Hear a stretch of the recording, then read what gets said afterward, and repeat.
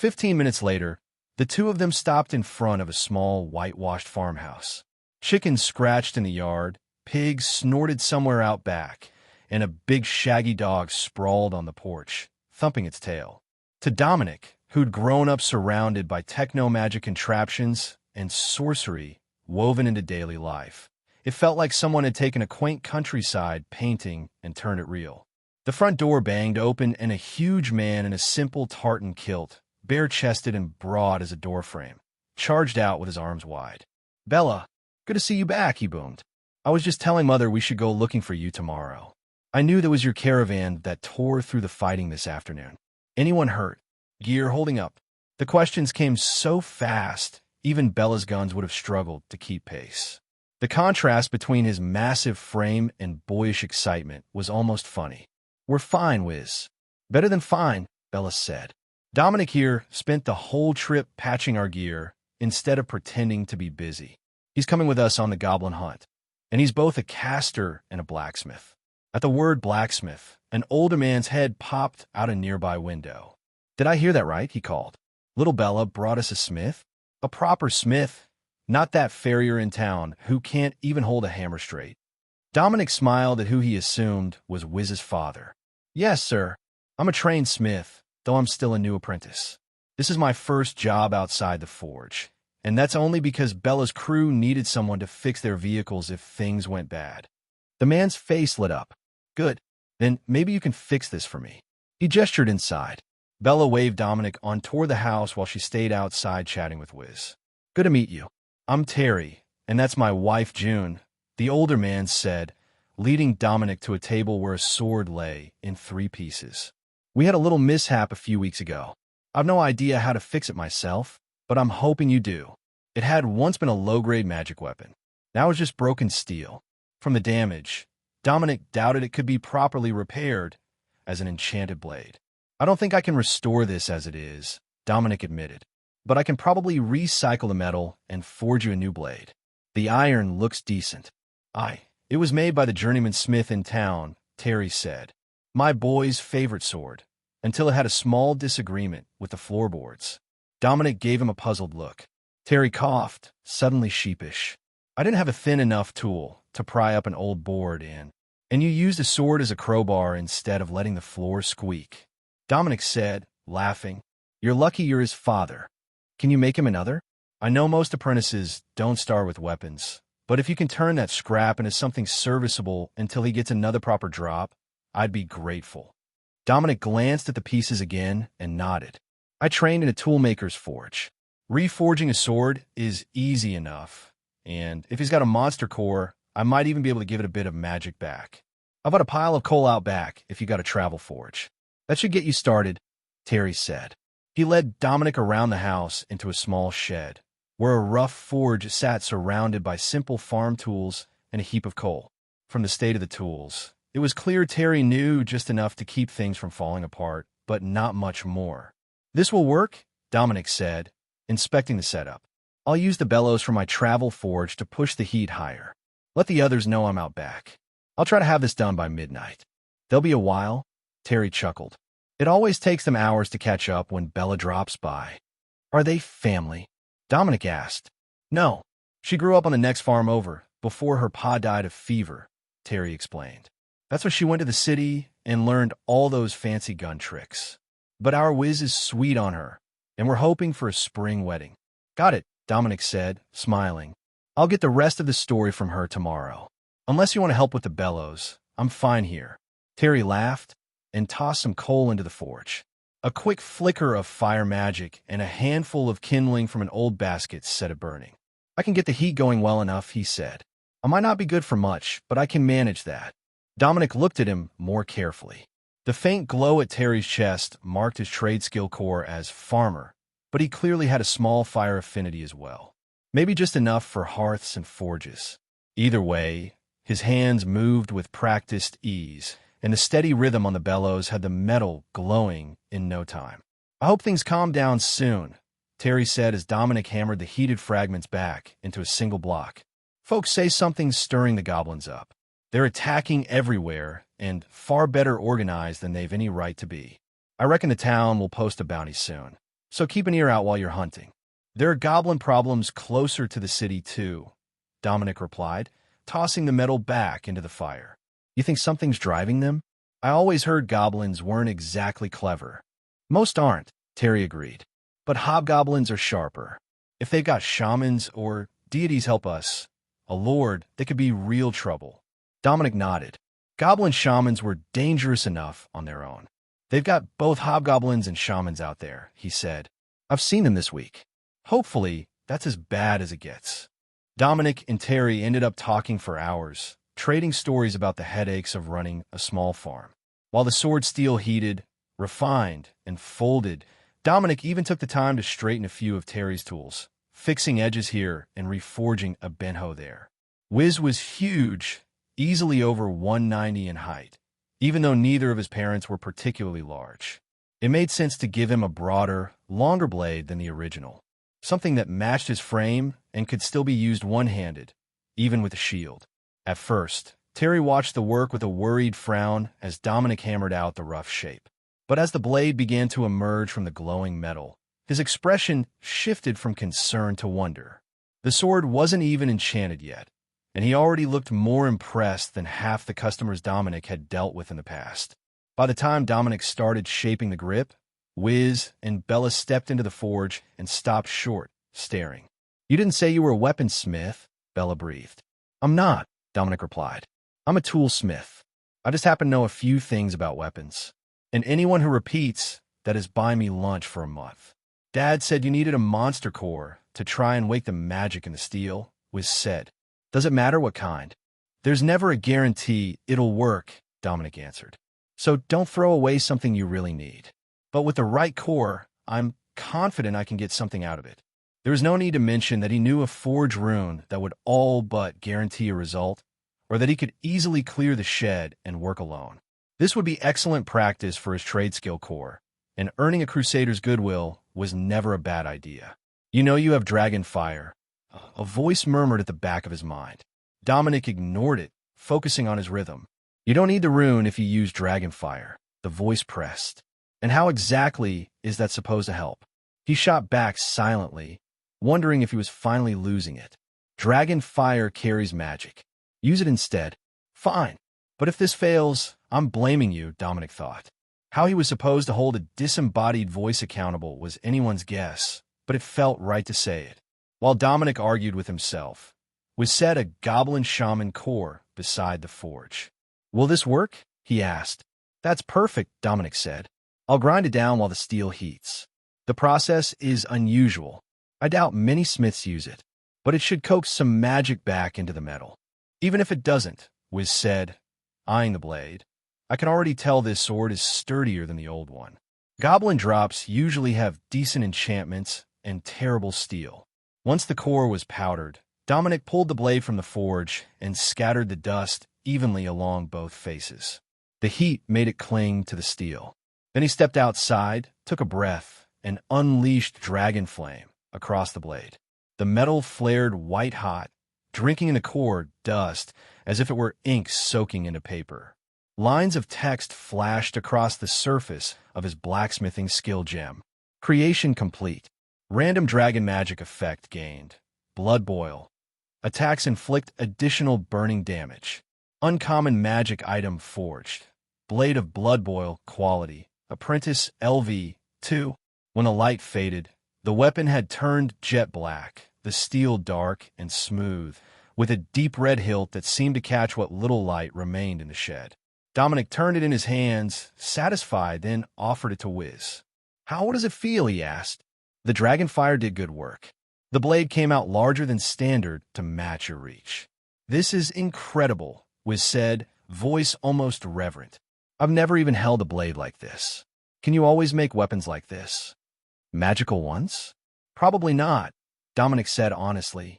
The enchantment is a random side effect of dragon fire. I don't know what it would do next time, or if it will do anything at all. But the steelwork itself? That I can reproduce.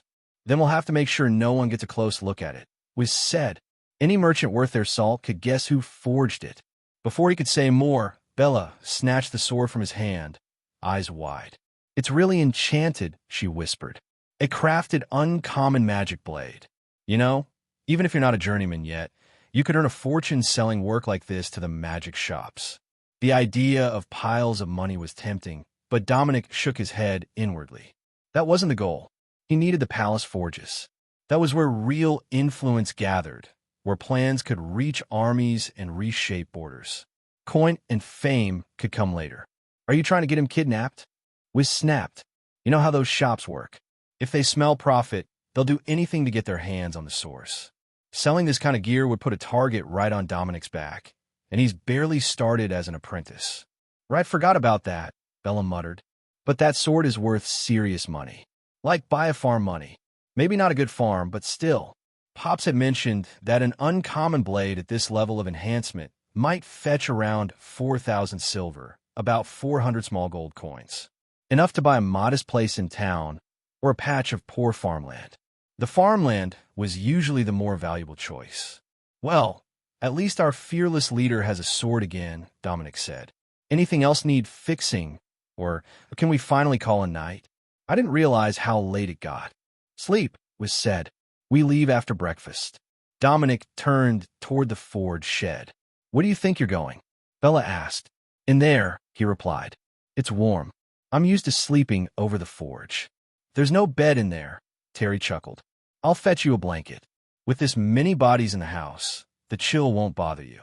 The place is cramped, but it's warmer than a pile of coal. He nodded toward the small two-bedroom farmhouse and grinned. Dominic couldn't argue with that. Warmth, a real roof, and a hunt in the morning. It was more than he'd had in a very long time. Hey everyone, Firescale Audiobooks here.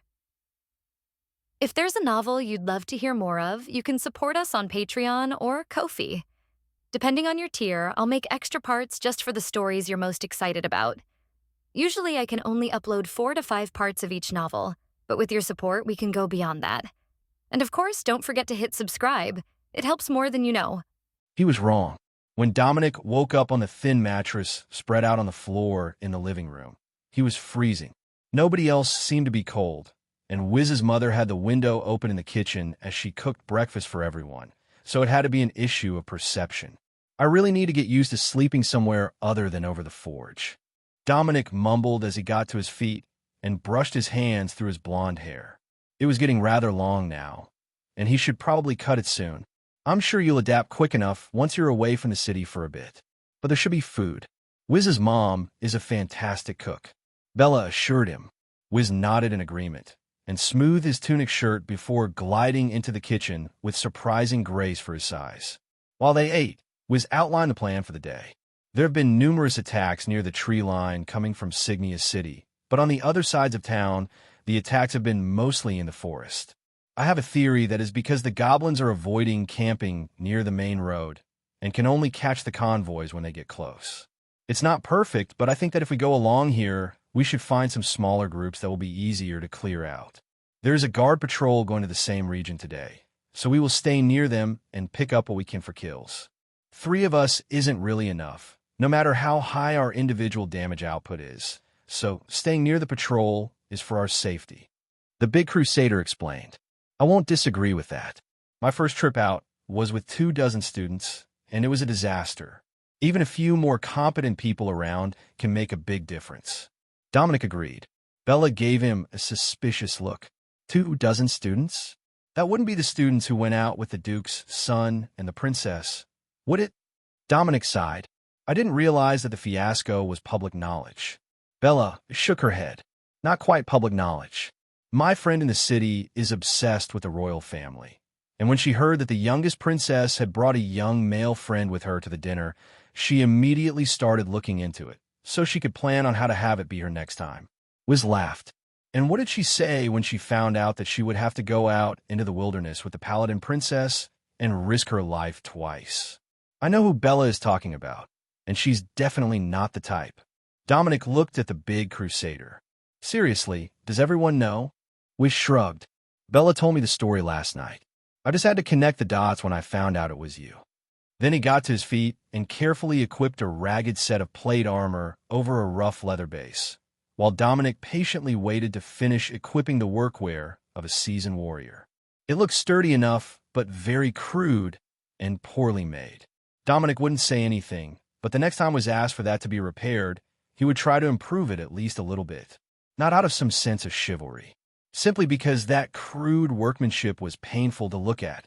The shield was likewise very crude, and Dominic realized why.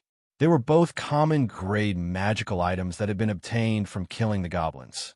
The crude appearance and poor workmanship was a common theme to all items gained from the goblins, even though the actual defense that it provided was still better than most non-magical items.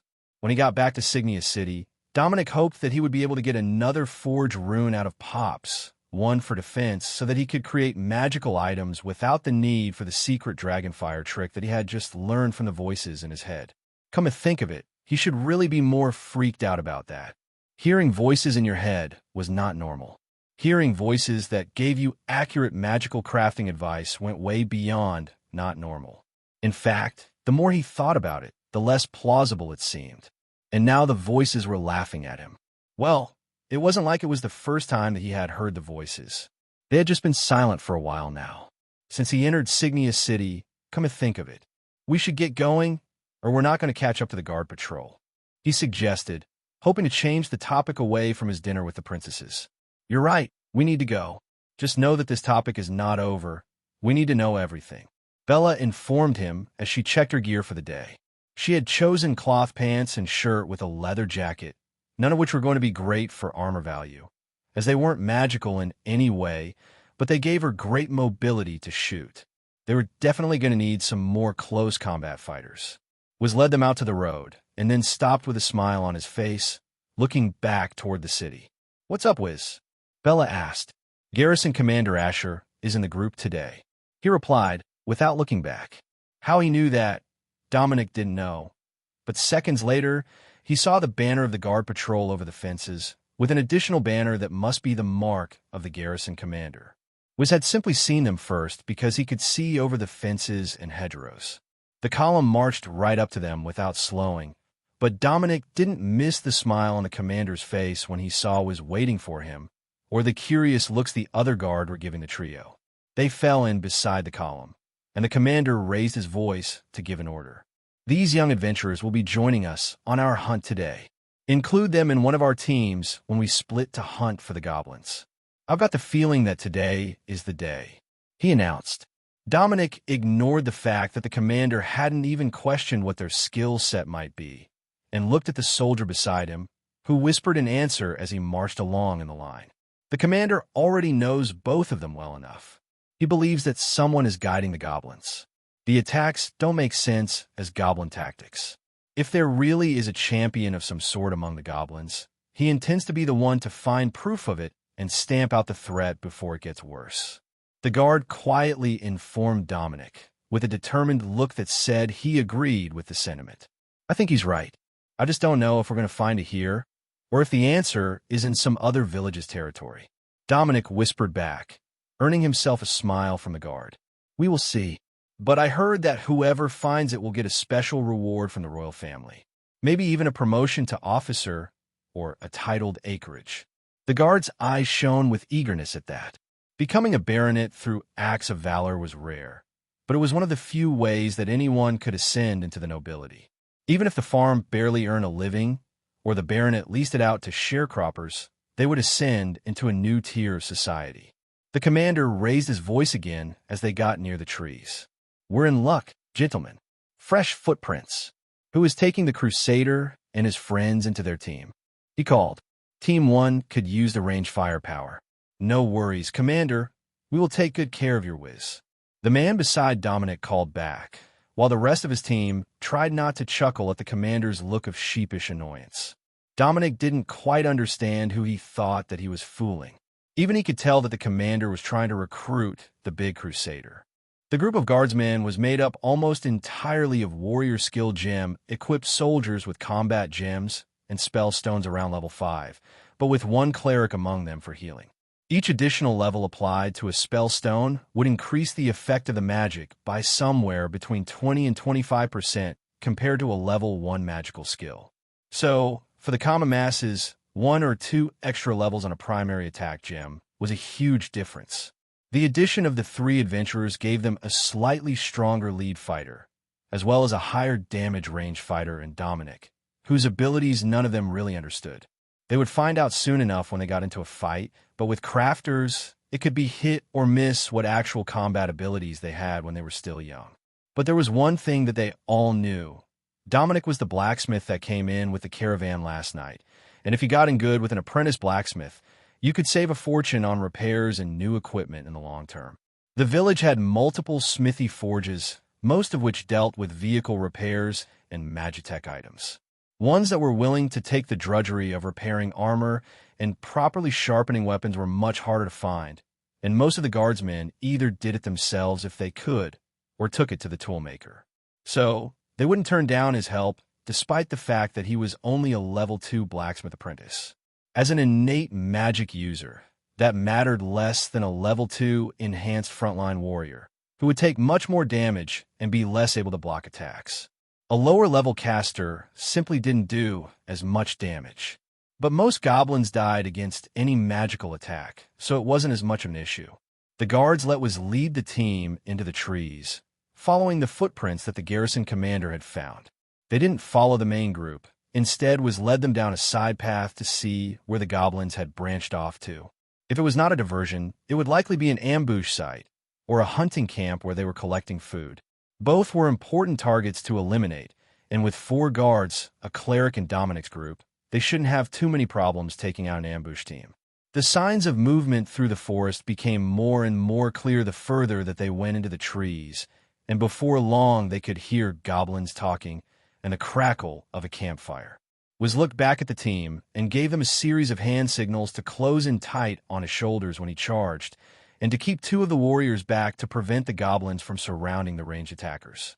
Bella carefully moved forward until she could see the camp, and then climbed up into a tree to give herself a better firing line, while Dominic moved behind the cleric so that if anything came from the back, the healer wasn't the first one to take the attack. The goblin camp was similar in size to the group that ambushed the convoy, about 40 goblins in total, but this time they didn't need to guard a set of steam carriages full of valuable trade goods, and they could just fight. The team didn't make a sound as they charged into the goblin camp until they activated their first skills. For Wiz, that was Consecration and Area Damage ability, while for the warriors it was Cleave, which sent out an energy blade in an arc that followed the path of their weapon for a few meters in front of them. The skills themselves didn't make any noise, but the flashes of light as the gems activated and the sound of wounded and dying goblins were unmistakable.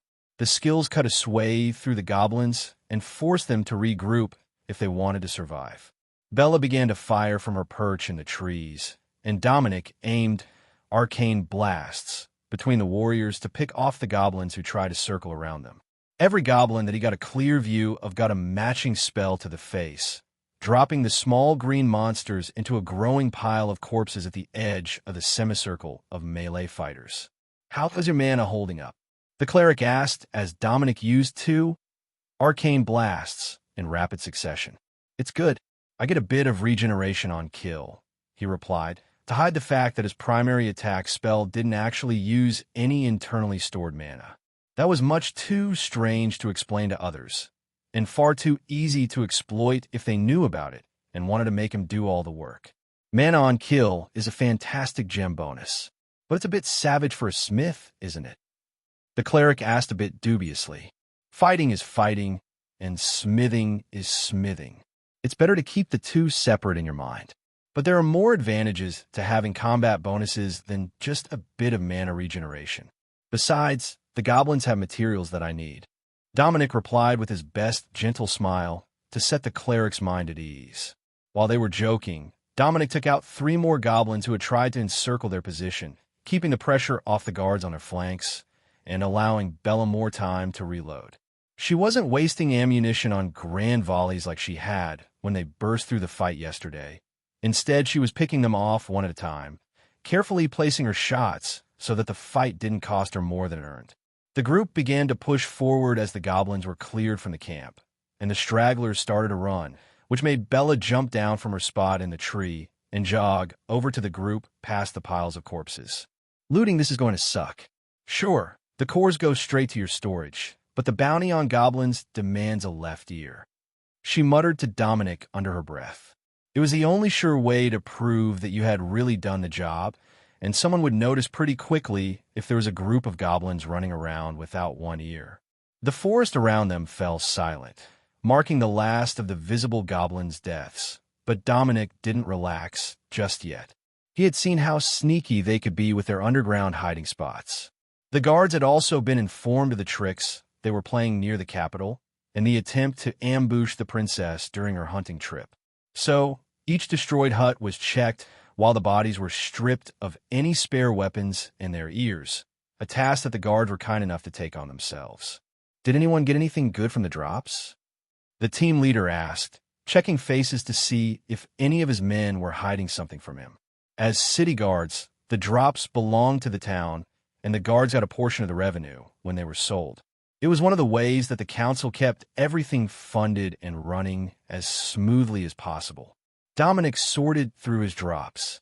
Copper daggers, mana cores, filthy cloth, a few bags of coins, a common magic dagger, and finally one blue-colored scroll caught his attention. He had gotten a rare drop, mana, revolver pattern. According to the introduction at the top of the scroll, that should be usable by those with blacksmith, gunsmith, and artificer skills. Dominic quickly read the next paragraph. Creates a revolver that may be reloaded for 6 mana. Damage determined on creation. It was beautiful, everything that a weaponsmith could ever hope for. Well, it was still a revolver, which Dominic didn't really know how to use, but still, it was an actual rare recipe drop. Maybe in this life, fate really did favor him. Pops had been adamant that the masters were hiding away all the good recipes. But perhaps that also worked the other way. Those who got the good recipes became master smiths. I got a magic dagger, Dominic offered while taking it out of his storage cube to show the team leader. Not bad. We can always use more magical weapons. How do you feel about a trade? The team leader asked. A trade? Yeah, I got an armor drop, but is only really good for ladies or magic types. It's also a common magic item, so the values are equivalent, but I see that you're using ordinary armor with an excellent magical dagger and sword. He offered. I would feel better with some magic armor, even if the drops from the goblins tend to look pretty shabby. Dominic chuckled as he handed him the dagger. You're right about that. The monster blessing does have a strange sense of aesthetics when it comes to goblin-dropped loot. If we were a bit higher level, we could head out into the hills and join the guards there. But level 10 on both your primary attack and defense gems is the minimum, since they get level 12 and 15 ogre clans. You might be fast enough to run off, but at our level as warriors, we would just get squished. One of the guards laughed. Dominic smiled at them and shrugged. It's a gift. Unlike the warriors who solve everything with brute strength, I'm much happier when things die way over there. The guard laughed as he passed over the pile of cloth, which Dominic examined carefully to see if it was going to be worth equipping. The guard had said it was mostly for women and mages, which was a touch insulting. But he was a magic user from their point of view. What he got was a somewhat tattered black mage robe that could be worn over his existing leather pants, decorated with simple magical runes along the edges, and a simple cloth harness to carry potions and weapons on, should you prefer not to keep them in storage. Paired with his long leather coat and the brass cog work down the sleeves, he actually looked like a normal traveling mage, and he no longer needed to keep the stifling coat closed to keep the battered state of his combat gear from embarrassing him in public. The mage robes looked like they were in rough shape, but they were magical, and that made them immediately better fashioned than what he had in the eyes of the guards and most others. I like it.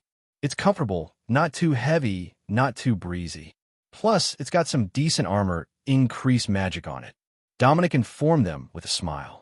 Not a lot of increase, but as a common grade magical item, that was to be expected. Still, it was better than what he had, and now he was more comfortable in the summer heat. All right, let's move on. If there's one raiding camp, there's got to be more. How is everyone on mana and healing? Was called out to the group. We're all good when the cleric is boss man. One of the guards called back. Wiz's attention turned to the cleric, whose weathered face wrinkled as he smiled back at him. I'm back over 3/4 of my mana. That fight went remarkably smoothly with 2 extra ranged attackers. Lead the way, and let's try to create an incident-free day for the caravans.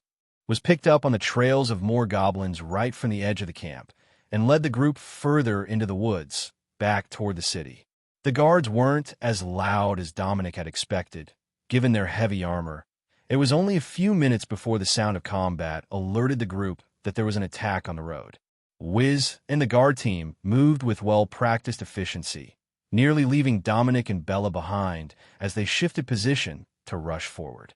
The two ranged fighters ran along behind the group, keeping the cleric safely in the middle of the formation while the warriors crashed into the goblins' backs. Dominic picked off the goblins who were going for the caravan instead of the guards, while Bella targeted any spot where the goblins outnumbered the defenders. With the additional forces, the fight was over in seconds. The goblins didn't have the tactical knowledge to fight while surrounded, and once their backs were exposed, it was a simple matter to dispose of them. The cleric and was both moved through the caravan guards as the last of the goblins were eliminated, healing the injured and making sure that the vehicles would be able to go on. This caravan was a bit different from the one that Dominic had been employed by. They didn't use the steam trucks. They used a row of Magitech steam-powered tractors, each pulling a pair of trailers. The setup held a remarkable amount of cargo, but looking at the design, it was much better suited to good roads or soft fields than the bumpy and rutted back roads to the village. Once the trailers were stuck in the mud, even the steel spikes of the tractor wheels would struggle to pull them out, he assumed. But the merchants looked to be fairly well off, and the guard team was higher level, so maybe he was wrong, and those tractors were more capable than he gave them credit for.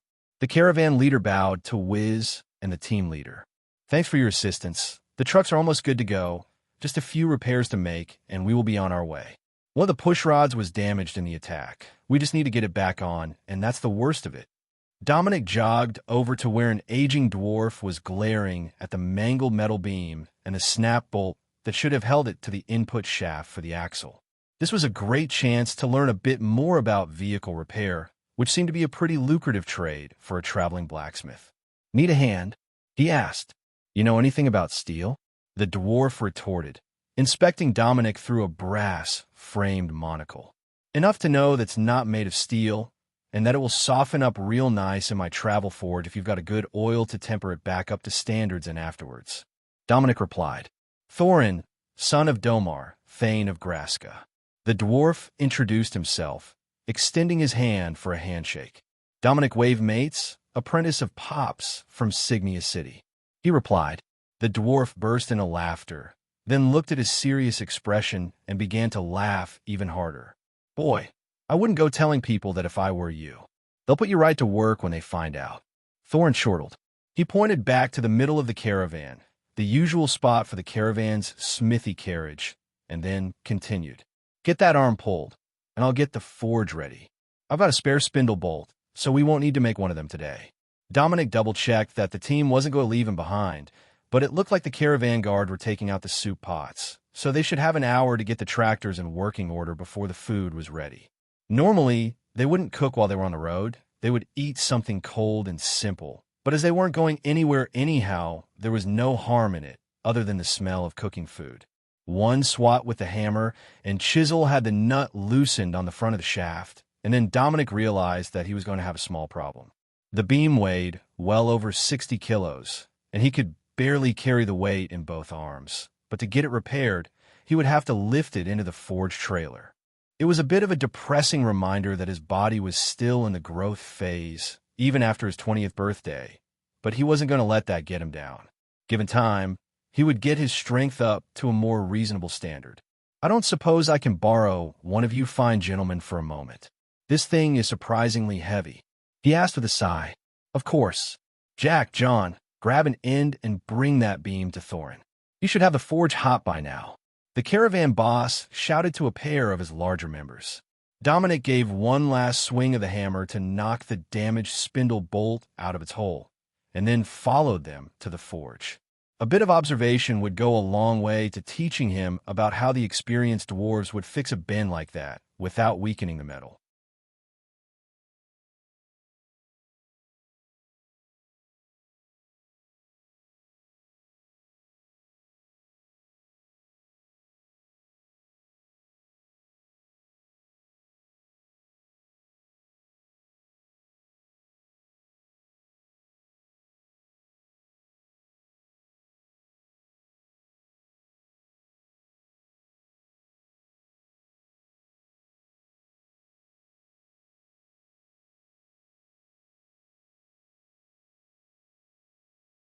The guards took the large bronze pushrod to Thorin's forge, where the dwarf had a pair of sawhorses set up, along with what looked like a hydraulic jack on rollers. Dominic had never seen anything like it before, but after inspecting it for a second, he could understand what the dwarf was thinking. Once the shaft was placed over the fire to heat, the dwarf took out a box full of rollers and a gear-driven wheel that would roll the whole contraption down the length of the shaft, bending it back into shape as the contraption passed down the length. That was the real advantage of being a full-time smith for a merchant. You could make up specialty tools like this and jigs for commonly broken parts that the vehicles used. It was so much more efficient than working from a travel forge with makeshift stands and a string line to tell you when the rod was actually straight. Dominic hopped up and worked the bellows on the forge, keeping the heat up as the dwarf prepared everything for the task at hand. Fortunately, his forge was an enchanted one, and the thick bronze was glowing hot in a matter of minutes, ready to be transferred. 1, 2, 3, lift. There we go, just settle in the rack, and I will get the roll press set up. Have you ever used one? I know Pops is old school and doesn't use jigs and cheats to make his tools. Thorin asked. Nope, but I get the concept. With the eyes of the shaft and the jig to keep the length right, you'll roll it back to shape. Dominic replied. Close. You'll be the one to roll it straight, and I'll keep the heat on it and hammer out the stress points so we don't have to put as much work into getting it finished. That was something that Dominic hadn't practiced at all, and it was a fine art form to even recognize where the stress points were. But as he started to roll down the pushrod, adjusting the pressure with one hand while he moved the gears driving the rollers with the other, Thorin's tapping, and the resultant change in the tone when he got to a stress point told him that it was not going to be a short process. The first pass straightened the shaft close to straight, and in an emergency, they would have likely called it good and slapped it back on. But they had some time, and the forge was hot, so they got it glowing again and made another pass, then another to make it perfectly smooth and to give Thorin a chance to work out a few more stress points. Then he nodded happily at their handiwork and cast a spell on the bronze, cooling it instantly. Journeyman blacksmiths have some advantages, especially dwarves. I don't need a bucket of oil to temper my creations. He laughed at Dominic's confused look. Unfair advantage, he muttered, while the dwarf continued to laugh. Here, install that spindle, and I'll call the boys to bring over the shaft. Just don't forget the washers when you tighten the nuts. Thorin reminded him. A quick swat with the hammer set the new spindle bolt in place, and the guards brought over the beam with shocked looks on their faces. How did you do that? One of them asked. Do what? I just worked the roller. Thorin did the hard parts. Dominic replied. Yeah, that part. How did you complete a task without getting yelled at? Dominic shrugged. Just work the roller properly, and you don't get yelled at. Thorin's laughter rang through the woods. See, boys, the sorcerer gets it. If you could follow directions, you too could complete a simple task without getting yelled at. The fact that none of them had any blacksmithing skills meant that none of them knew when to adjust the pressure or which way, so of course they would mess it up every time. Any other vehicles too damaged to travel? Dominic asked after he tightened the last nut and checked his work. Nope, we're all up and running. Come and grab something to eat, and then I think your team wants to be on their way again. The guard informed him with a friendly pat on the back. One bowl of stew and a hard-bread loaf later, they were ready to head back into the woods, looking for signs of more goblins. Wiz stood to address the team. All right, listen up. The caravan boss said that the group they were attacked by had one much larger goblin, nearly hobgoblin-sized, but wearing armor and jewels. That's not normal goblin behavior. They won't allow any of their tribe members to try to look more impressive than the others. So, it has to be some sort of leader to the group. Maybe even a goblin lord. If there is a goblin lord, it means they're getting organized, and that we will be facing much more dangerous attacks along the road over the next few weeks. So, I want to try to find where it went. If we find more goblins, that's great. But if we can find a lord, or even more shamans, the town will be grateful for our efforts. Grateful didn't pay extra, but would earn them some goodwill, and goodwill went a long way when you needed something in the future. Things that weren't for sale to outsiders would become available to those with a good reputation. And even the farmer stalls would get you a better price on provisions if you had a reputation for keeping goblins and other dangers away from their farms. The guards' wages weren't high, but they always ate decently, thanks to the gratitude of the farmers. All right, let's go find this tacky goblin. How is your ammunition doing, Bella? Dominic replied, I'm still good. I stocked enough for a month of hunting before I have to go back to the city to get my ammunition refilled. There isn't anyone in town that sells it at a reasonable price. The gunslinger replied, We're all good on arrows as well. No worries, little Smith. You can just look after our healer, and we will take care of the rest. The guard captain laughed. The cleric flipped him off for suggesting a boy who looked half his age and magical ability should guard him, but the boss wasn't wrong. He didn't have much for combat skills. With their skill tracker in the lead, the patrol headed out searching for the possible goblin lord. The guards were all understandably nervous to hear about the chance that the goblin attacks on their town were more organized than they had suspected, mixed with a sense of eagerness to find the truth and hopefully eliminate the threat before things got even worse for the village. The bonus pay for a confirmed goblin lord elimination would be enough to give them the easy life for a few months, and perhaps even buy a few things for the family that they had been waiting for the right time to fit into the budget. Every guard set aside a lot of their pay, just in case they didn't come home one day, but now and then they had to splurge on their family to keep things happy at home. For Wiz and Bella, it was somewhat the same. They didn't have a family of their own to take care of, but Wiz's family farm relied on the income that he brought in to keep them from struggling during the winter months. It was just part of living on a farm. Only the best years were really comfortable, and you had to save some of that in case the next year wasn't a good one. Their footprints headed back toward the city. Goblins with hobgoblins for sure. The prints of the same four-toed pattern, but too big for a regular goblin. The scout reported, Perfect, we're on the right path. Can you tell how far ahead of us they are? Wiz asked. Not far. It looks like they're setting up for an ambush. The footprints keep splitting off like they're looking for something. He reported, hiding their numbers. The guard captain added. That put everyone on edge. Hiding their numbers was unusual for goblins, but the hobgoblins were a bit smarter, and if the report was right and there was a lord, they might actually manage a proper ambush. Everyone form up in the hostile territory pattern. I've got a bad feeling about this. Was whispered a few seconds later. Everything was quiet around them. Too quiet. The guards fell into a circle around the ranged attackers and the cleric, the usual pattern for defense against goblins. Defending the ranged attackers meant that even after the goblins had engaged, they wouldn't be forced to stop shooting. The guards just had to trust their ranged support not to shoot them in the back. As long as that much trust existed, moving to this formation wouldn't reduce their damage output, even while it shrunk the size of their position. They followed the trail a little further, until the scout reported that there were convergent footprints. More goblins were joining the group and doing their best to step in the footprints of those who traveled before them. They weren't actually skilled at it, and the tracker picked it up right away, but most groups would have never noticed that the number of goblins was growing rapidly. I say there are nearly 50 of them, with 5 hobgoblins. Are we ready for this? The tracker asked. Wiz nodded. Let's get this done. They moved past a group of trees, and the wind shifted, bringing the stench of goblin to them a full second before the screams of the attackers shattered the silence. It was more than enough time to get their defenses set, and the charging goblins were quickly mowed down by Bella's guns combined with Dominic firing off arcane blast as fast as he could.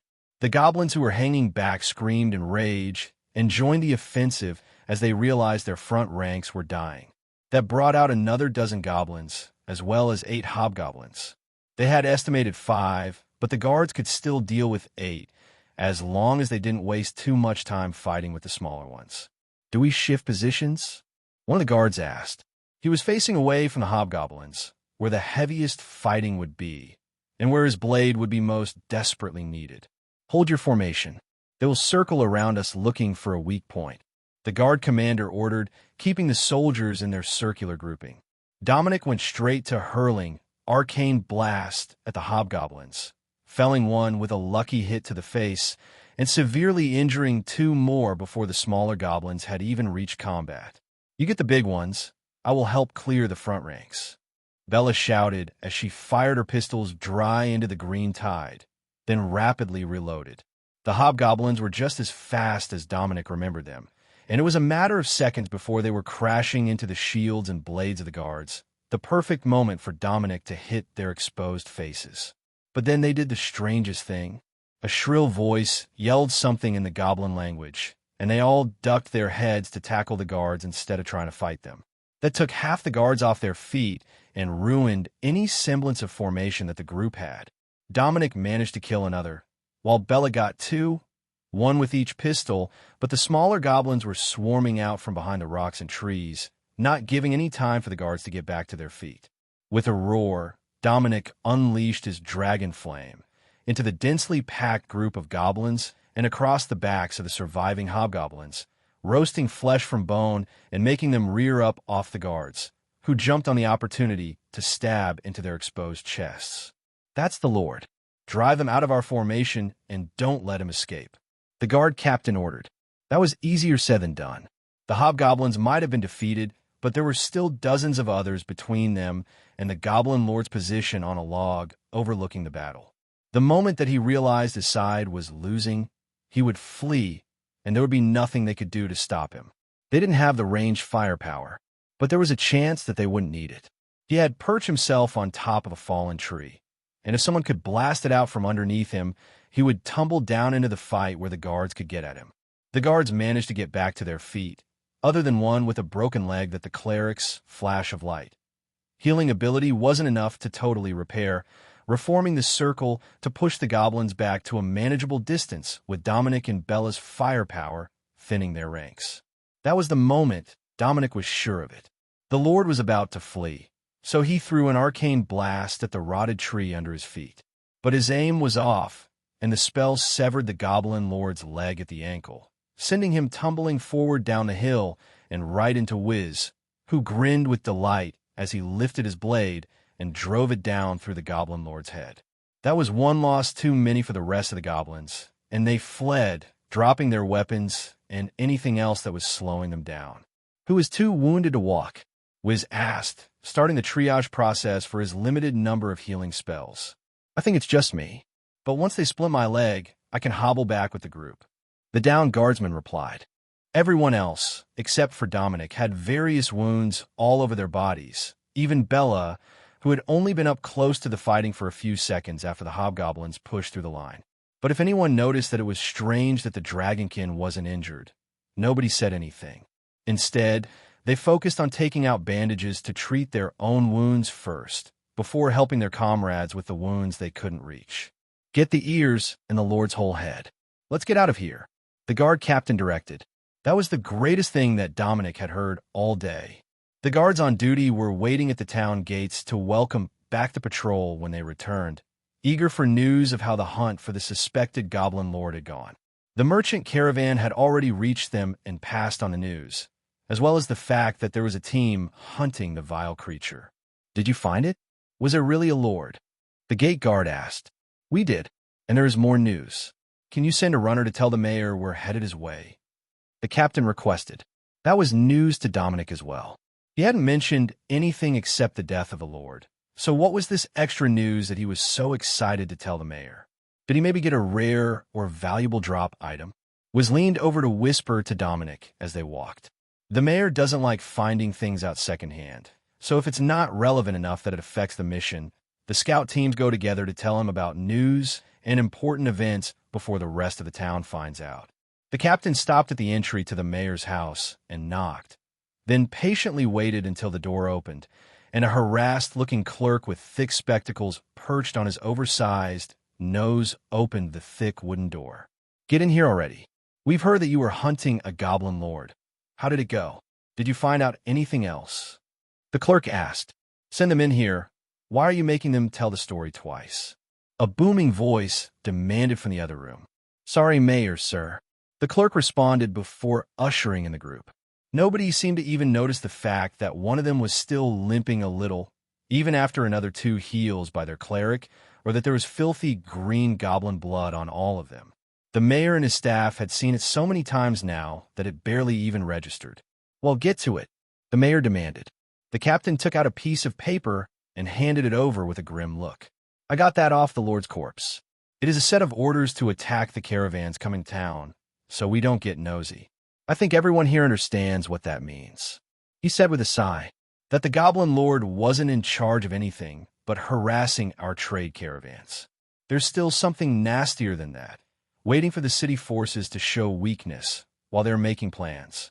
The mayor agreed with a deep frown. This wasn't something that would have changed anything about their mission.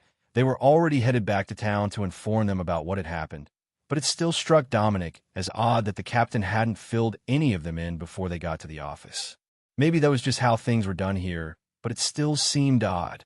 As he considered the message from the Goblin Lord's body, the mayor began to move pieces around on a map that took up an entire table in his study, while tapping his fingers on the surface and frowning. It looked like a collection of reports of attacks and confirmed kills, almost all goblins from the greenstones he was using. Did any of the guards get a lottery drop? The mayor asked. The team all shook their heads. None of them had gotten anything good enough that it would be auctioned to the highest bidder, with the profits split between the lucky guardsmen and the guard as a whole. It was their way of making sure that those with great luck didn't hoard items they couldn't use. Letting wealthy merchants and nobles buy them made more sense and kept everyone safer. What about you three? Did you get anything you'd like to auction? We can get you a good price for your items. The mayor asked. Dominic shook his head. I did get a decent item, but it's a blacksmithing plan, and I'm a smith. I hope you understand. The mayor smiled. Well, nobody would expect a tradesman to give up an item as valuable as a recipe or blueprint. I wish you luck with your crafting. We should be able to get you anything you need if the merchants in town are being difficult. Dominic smiled at him. He didn't seem as annoying as those nobles in the city were. Maybe his time in this village wouldn't be half bad. I'll keep in mind. He agreed, led them back toward the farm, where Dominic could see a whiff of smoke from the stove gently blowing in the breeze, and Wiz's father out in the fields working. He couldn't wait to get the forge fired up and start making the parts for the new mana revolver plans he had obtained. If he could actually make them on his own, it would be a huge bump of experience for his blacksmith skill core. Not only that, but being able to present one at the apprentice intake, made by himself, would likely put him well ahead of the average competitor. He had a decent number of goblin cores again, and he would be able to put them into improving his skill, but for now, it would be better to hold off and gain through practical work instead of relying on the theoretical knowledge from the magic of the trade skill core. I take it that you want to do some work before dinner? Bella asked as they reached the farm. If there is time, it would be great. I really want to try out this new plan, and if it works, we will be much safer from the goblins. Dominic agreed. The gunslinger knew the excited dragonkin wouldn't be easily dissuaded from his goals, and left him to his own devices while she followed was inside to clean up and help with dinner and the chores.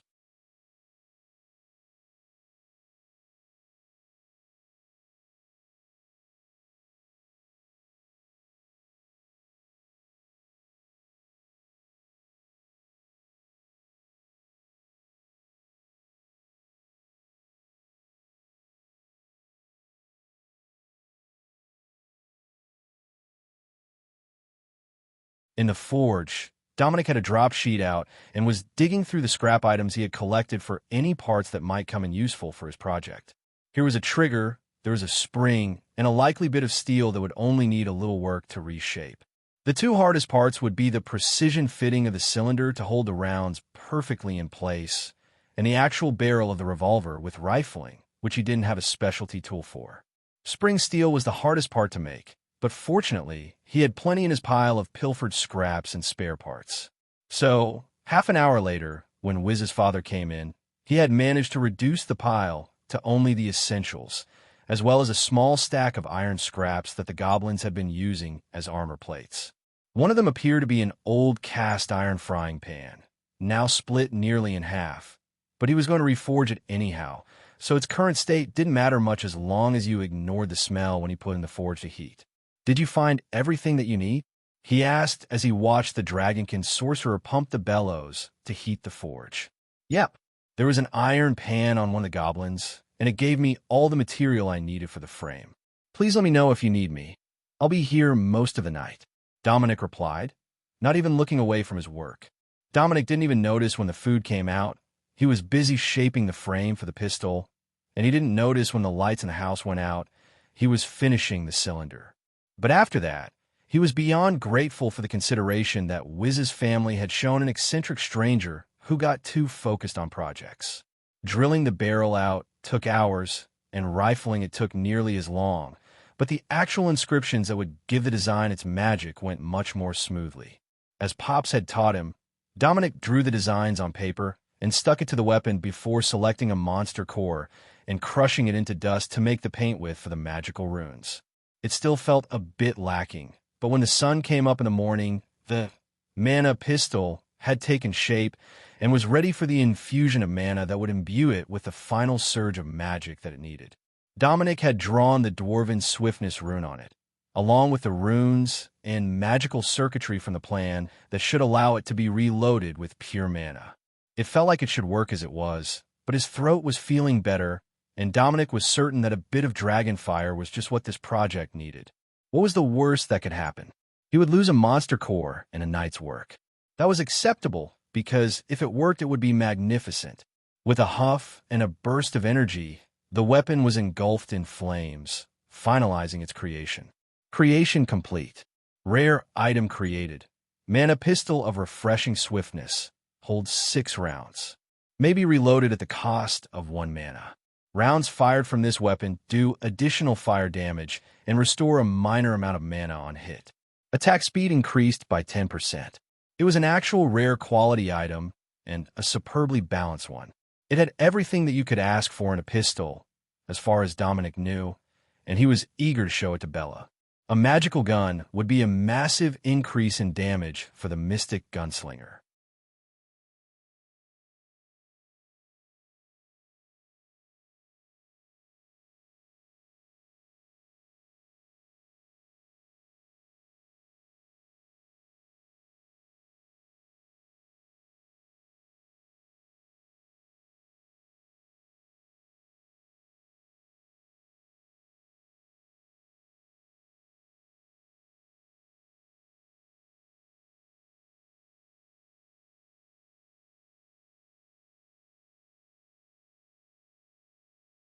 There was only one problem with having created a rare quality magic item with perfectly balanced stats.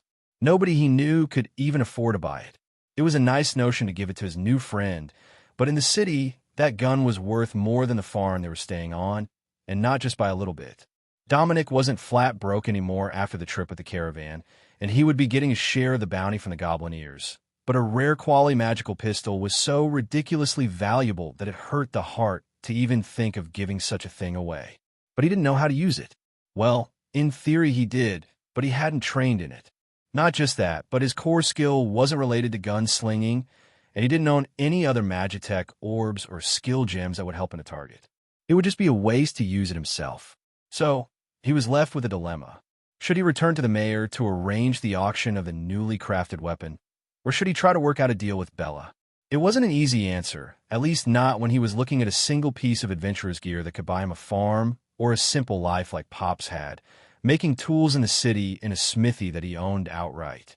Of course, getting a shop was the easy part. Getting customers was much more difficult, and many shops closed down every year after their clientele was drawn away by a new business opening somewhere else in the city. Plus, the air in the big city was terrible. The only thing it had going for it was the fact that the people with all the money lived there. This was a whole new experience for Dominic. Everything that he had scrounged, made and sold in his whole life wasn't worth what he could make from one item made with a lucky recipe drop as an apprentice blacksmith. As he understood it, from his family's intensive tutoring as a child before tragedy had befallen his family, and he had been chased off by the invading soldiers. The drops were a result of the monster binding tower, a Magitech device somewhere in the world that rewarded those who killed the threats to humanity. Ironically, while he wouldn't get a drop item from human bandits, there was an excellent chance that he would give them one if they killed him. It was completely unfair in Dominic's estimation, but that was how things were, and the majority of monsters, such as the goblins, were a menace to everyone. Then a sudden realization came to him. He didn't have to stop at just one pistol. He had the plan, and he had more materials, so he could make another. But if he remembered right, Pops had said that you couldn't buy rare quality items with coins. You had to trade valuables for them. Perhaps he would be able to get more plans from the sale if he made another that came out at rare quality. But that would have to wait. He had been up all night, and he didn't know what everyone else had planned for the day. Bella came out while Dominic was considering what to do. only to stop and stare at the pistol sitting on the table by the forge. Is that what you were doing all night? It's beautiful and powerful. What sort of core are you going to mount into the butt of the handle? She whispered, as if speaking too loudly would make it disappear. I'm not sure. I don't actually have any enhancement gems, and I don't have a recipe to make any of the relevant combat trinkets. In fact, I have never shot a pistol in my life. Dominic explained. So, the first real recipe that you got as an apprentice blacksmith was for a gunsmith, and it's a weapon that you can't even use properly? That's the strangest thing that I have ever heard of. Normally, the rewards are focused on the things that you need. Bella's confused look was rather entertaining, so Dominic handed her the pistol. Here, tell me if that works properly, and if it's balanced correctly. I mean, I think it is, but since I'm not an expert, I can't guarantee anything. Bella gave the weapon an expert spin on her palm, and then popped the cylinder open before pausing and smiling. You can reload it with mana. Just a single mana for 6 shots. Do you have any idea how much that will save on ammunition? They're a copper coin a shot when you buy in bulk. Most of the time, I barely break even after restocking on ammunition for the month. Then there are all the enchantments that are already on it, and it doesn't even have a core in the socket yet. She whispered reverently. There was a noise outside, and the barking of the guard dogs, which caused Bella to race outside to see what the problem was. There were foxes at the edge of the farm, going for the chicken coops, and they weren't scared of the guard dogs. Instead, part of the fox pack was distracting the guard dogs, while the rest of their group looked for a way to get at the chickens. Bella fired a single shot, and the closest fox spouted fire from a hole in its head for an instant before falling dead. The sound of the gun startled the other foxes, and they bolted for the tree line. Their agility was impressive, but they weren't fast enough to escape Bella, who worked the pistol with blinding speed, firing over and over, then pausing for a split second while she reloaded and firing again. In a matter of seconds, 8 foxes lay dead, and an overjoyed Bella was cradling the pistol as if it were her firstborn child. Asking her for it back now was likely to break her heart, so Dominic did the next best thing. He suggested payment. You know, I would be willing to sell that if you have something that's worth it in trade. He suggested, expecting the mystic gunslinger to pass back the valuable weapon. But instead, her eyes lit up in joy, and she ran into the house. That was not at all what Dominic had been expecting, so he followed the dark-haired young woman into the small farmhouse, where the smell of pancakes and frying bacon filled the air. Hey, old man, there are 8 foxes out there that need cleaned and skinned. I'll help you in a minute. I need to get something out of this safe. Bella was calling, while Wiz's dad laughed at her stumbling steps. She had kicked her boots off at the door, but she hadn't slowed down to regain her footing, and she was doing her best just to remain upright. It was like a slow-motion train wreck as she staggered across the house and into the wall, where she bounced off and turned into her in Wiz's bedroom. Wiz's startled shout was followed by a thump and a curse, while his parents laughed. The safe is under her bed, you see. It looks like everyone is up bright and early today. Wiz's father joked as the burly crusader made his way out of the room in a hastily donned set of trousers held up by suspenders. Bloody mad woman. What did you do to her? She used to be somewhat sane in the morning. Wiz complained. I'll explain later. I think your mom has bacon ready. Dominic deflected. Don't think that I'm going to forget. You owe me an explanation for whatever was so important that I was tossed out of bed this early in the morning. The food's not even ready yet. Bella came running back out and pulled Wiz into a hug. He made one. I never thought I'd find one out here, and we both know that only a noble can get one in the city. But he made one, all by himself. Bella explained, without actually explaining what she was talking about. Wiz understood right away. A rare quality pistol? Bullshit. There's no way that's what he got as a recipe drop from a goblin. Wiz retorted. Bella placed the pistol on the table, along with 2 scrolls and a fistful of enhancement cores. These might not be quite the equal, but it's everything that I have. Bella explained. Common guns word recipe.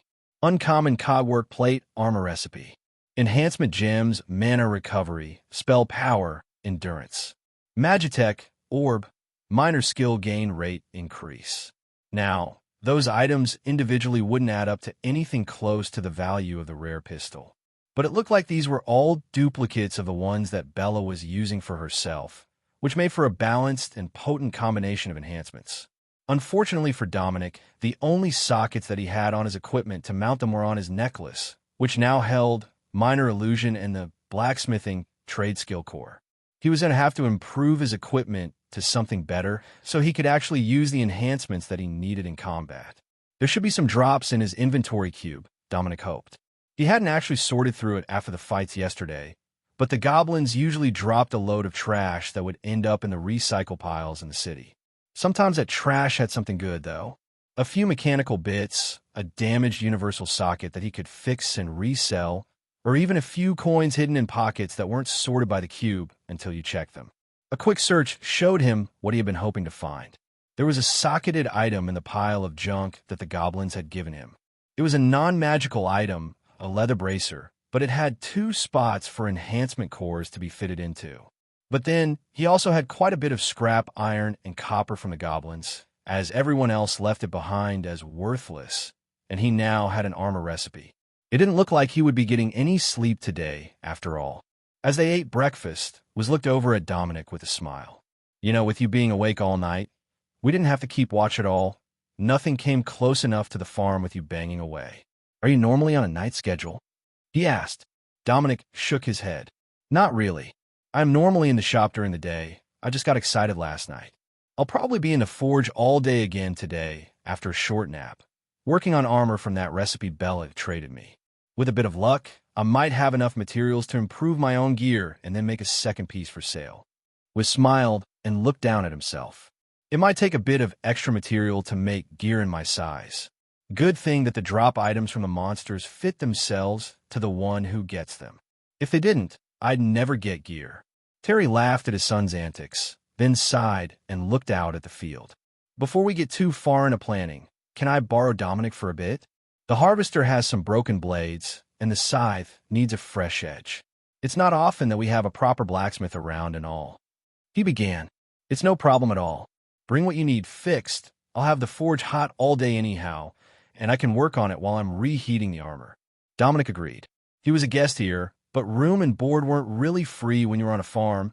Every hand was needed to get things done, and if that meant fixing tools as he crafted gear, then that was his room rent. Everyone split up to go to their morning chores, and Terry followed Dominic to the forge, which was still hot from his overnight work. He looked down at the pile of coal, barely touched, thanks to the teaching of Pops on how to keep a forge properly stoked so that it gave off the heat you needed with a minimum amount of fuel. There turned out to be far more than a little wrong with the harvester. The teeth had broken on the reciprocating cutter because they had gotten caught on each other.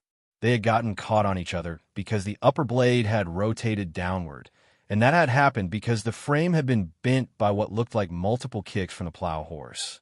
Wiz's family couldn't afford a steam tractor, so the horse still pulled all the farm implements. And from the condition of the harvester, the creature wasn't particularly impressed with the situation. Dominic didn't say anything as he took the machine apart and contemplated how he was going to get it bent back straight. Pops had a magical torch to make this job easier, and so did the mobile forge in the caravan. But there wasn't one among the basic tools that Pops had gifted to his new apprentice. The only real solution seemed to be to take the whole side off the harvester and heat it on the forge so that it didn't crack when he started to hammer the dents out. Terry was looking quite sheepish by the time that Dominic had finished the disassembly process, as he was ultimately responsible for leaving the horse unattended with an expensive piece of machinery that it despised. But Dominic wasn't judging him at all, just collecting the scraps of iron from his storage cube and tossing them into a crucible. How much steel do you need for that armor plate? Terry asked while Dominic sorted through what looked like a pile of salvage trash. Not too much. A kilogram or so is more than enough to do a chest plate with shoulder and upper leg guards. Dominic replied with a shrug. Terry ran out of the forge building and quickly returned with a large chunk of something rusty in his hands. It's not pretty, but it's iron. More than enough for the job, I dare say. I picked it up in the woods a few years back where a caravan had left it by the road as unsalvageable. I was hoping to cut it down and use it to fix tools, but I never got around to practicing. He explained, "That will do perfectly. Just let me get out the saw, and I will cut it down small enough for the crucible." Dominic agreed with a smile. It would have to be smelted down to get rid of all that rust, but there was bound to be some good steel left in a bar that heavy. The clanging became a constant counterpoint to everything that Wiz and Bella did around the farm that day, setting a rhythm that they worked to, and eventually even made up silly songs in time to, much to his mother's annoyance. The harvester was finished in only a few hours, but still, the noise continued as Dominic worked, and Terry kept bringing him broken items from anywhere he could find them. Even the damaged kitchen cleaver and one large pot managed to make it out to the forge by the middle of the afternoon. "Aren't you working him a bit too hard? You know he's been up all night." June asked her husband. "He's still working on armor plates. They're going to be right pretty, I reckon, with all that work he's putting into them." Terry replied with a shrug. The clanging ended just before dinner was ready, and Dominic came in with a large sack slung over his shoulder and a smile on his face, wearing dark steel shoulder plates with a matching steel chest plate over the tattered black mage robe that he had gotten from the trip to fight goblins, and thigh guards strapped over his leather pants, though those weren't visible while he was wearing the robes. "That's crazy. You're better armored than I am, and you're the spellcaster." Wiz laughed. Dominic dropped the bag on the floor between them. "Not for long. Your father had some spare steel, and I practiced my blacksmithing on it to get my skills up before I tried doing my own armor. I'm up to level 3 on my blacksmith trade skill core, by the way. Now, try that on, and we will see how it fits," he announced. Inside was the first attempt that he had made at the cogwork plate armor. It had come out as uncommon, but only barely. The armor rating on it was fairly decent, as it was a solid steel plate armor piece of uncommon magical quality, but the only other bonus it had was a single mana regained on hit. It certainly didn't seem impressive, but the shoulder pads were the same way, for a second mana on hit, and the full leg plates he had made were extra durable. That seemed like a good enough bonus for the set, as the legs were the most often attacked body part in a fight against goblins. Plus, the 3 pieces had the cogwork armor pattern's signature magical effect. The pieces latched together on their own when you put them on. It was a small bit of magical circuitry, making the armor technically a form of techno-magic, despite its mundane function. Wiz hurried to equip them over his work pants, smiling more and more as he maneuvered the plates into position. Getting into a full plate set actually required 2 people most of the time, but if you attached the shoulders to the chest before you put the larger piece on, or if you had a bit of flexibility, all the pieces of a cogwork armor set could be equipped by yourself. For Wiz, as he was a frontline fighter, Dominic had pounded out a skirt of overlapping steel strips to protect his hips and lower belly, where the plate might ride up as he moved. It gave him nearly complete coverage from his boots to his neck, far better than the common grade goblin items he had been wearing, and stylishly blackened to take off the shine and prevent rust. "I didn't have an opportunity to do your arms, but the rest of you looks very stylish." Dominic congratulated the stocky crusader before being engulfed in a hug that rang with steel plates colliding. Maybe he was too soft, giving away a fully functional test piece. But Pops had done the same for him, and the saber was much higher quality workmanship. The next morning started predictably, far too early in the morning, but not because they were feeling energetic. Instead, the family woke up to one of the neighbors ringing the alarm bell, signaling that monsters had made it past the forest and were in the fields. Wiz had been so excited last night that he had slept in his armor, and the banging of him getting out of bed woke Dominic, who was sleeping on a futon cushion near the fireplace in the main room. "Get up, they need us out there. None of the nearby farms have fighters at them. They're all younger families." He insisted. "All right, I'm getting up. Just give me a minute." Dominic sighed, then pulled his robes over his head and began working on equipping his armor. His own armor was uncommon quality, the same as Wiz's, but it had all formed with a small amount of spell haste and spell damage, thanks to the swiftness forge rune that he had learned in a bit of luck. If it had been all mana on hit, he likely would have traded it to Bella and tried again when he got home, as his primary attack didn't burn through his mana pool at all. Eventually, he would get a gem or a Magitech orb that would give him a regularly used spell that needed mana. But that day hadn't come yet, so Dominic was still working with what he had been born with. It didn't take them long to get ready, with Bella helping Dominic and Dominic fastening Bella's armor buckles. The warning bells were still ringing when they burst out the door, chasing after Wiz, who was already running toward the next farm out toward the forest. "Damn, that boy can run," Dominic complained, wishing that his dragon side had given him supernatural strength and endurance instead of cat-like agility and a pretty face. Especially the face. That had gotten him into more dangerous situations than anything else, even more often than his hobby of digging through damaged and malfunctioning Magitech parts looking for treasure. They only caught up when Wiz crashed into combat with a hobgoblin. Literally crashed, as he put his shoulder down behind his shield and his sword forward to impale the creature and throw him backward away from a terrified farmer who was holding a broken pitchfork. As far as weapons go, the pitchfork was severely underrated in Dominic's opinion. It was long and pointy, with multiple spines to seek out weak points in the opponent's defense. You could certainly pick a worse tool for the job. The major concern was how a hobgoblin had gotten past the guard patrols. They weren't small enough to hide in the grass, so someone should have seen him coming. But the guard from the town were still on their way here, as they had only left when the warning bell was rung. Then Dominic reached the peak of a small hill and realized the truth. It wasn't just the hobgoblin, there was an entire raiding party in the fields. Dozens of goblins, a total of 3 hobgoblins and 1 shaman. That was far more than any farmer could be realistically expected to fight off. Even if they had money for proper weapons, it would go to improvements to their farm or their farming skills, not to combat equipment. Even Terry didn't ask for any combat equipment for himself, only replacements for his combat. Loving Crusader son, who had chosen to take up the sword instead of becoming someone's burly farm husband.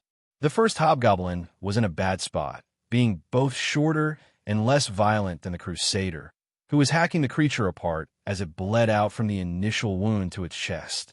The roar of the hobgoblin's companions echoed through the fields as the attackers gave up their pretense of stealth, and the other hobgoblins moved to surround Wiz. Their smaller kinsfolk split up, attacking the farmers and trying to charge Bella, whose new pistol was picking them off faster than they could decide if they were going to fight or run away. "This thing is amazing," she shouted, then fell to the ground to let a flurry of goblin arrows fly over her head. "Glad you like it," Dominic called back as he finally reached the battle. The shaman was hiding in the back, casting some sort of spell that had his staff, a gnarled oak branch, crackling with lightning. The creature's strange feathered headdress came into clear focus as Dominic drew on the magic in his body, letting it flow through his eyes and channel an arcane blast directly into the shaman's face. The lightning spell faltered for an instant as the vile creature's face was scorched, but a single spell wasn't enough to take it out, even with the help of his newly enhanced equipment. If he had a higher level enhancement core socketed into his gear, his innate magic surely would have been enough to take out the shaman, but there hadn't been time to do it before the goblins had attacked. Attunement took some time, and he would have to finish fitting it into the armor as well. But most importantly, he would need monster cores to level it up. Unlike the trade skill cores, the enhancement gems and Magitech orbs wouldn't level up on their own, unless you had some cool special ability or another Magitech item that would allow them to. The goblin's lightning magic came to a crescendo, and a single bolt of lightning streaked down from the sky, hitting the house and lighting the thatch roof on fire. All that effort, and he targeted the house. Dominic wondered, but then he realized that it was actually a brilliant plan on behalf of the goblins, as 2 women, an elderly man, and 9 children came running out of the burning house, where a swarm of goblins was charging toward them. Bella, the house. Dominic called as he ran toward the farmyard and prepared another spell. The lightning began to charge again. Dominic could feel it on his skin, pulling his attention away from the goblins as he ran toward the children. A shift of his attention, and the second arcane blast hit the shaman square in the chest, dropping it to the ground dead, but the distraction left Dominic far too close to a packed swarm of goblins, without time to cast another spell, and only a dagger in his hand. His advance was stalled as he swayed to avoid a filthy goblin blade, then lunged forward to drive his dagger through the creature's throat. That was 1 down, and Dominic skidded to a stop between the children and the goblins, giving himself time to get his saber out of his storage cube. They were all clustered together, headed for the same target, and when his fiery breath spread out, burning through his throat and scorching his lips. The entire pack of them was engulfed in dragon flames, a sticky magical fire that was incredibly difficult to put out without large amounts of water. Then Bella was beside him, cycling her new revolver at a rate as fast as both of her other pistols combined, dropping the burning goblins like targets at a carnival.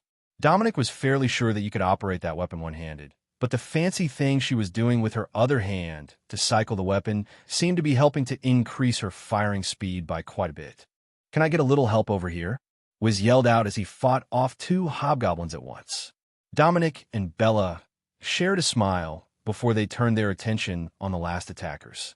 3 rapid-fire bullets and an arcane blast took one of them in the back, and it swayed on its feet, already dead but not quite bright enough to have realized it yet.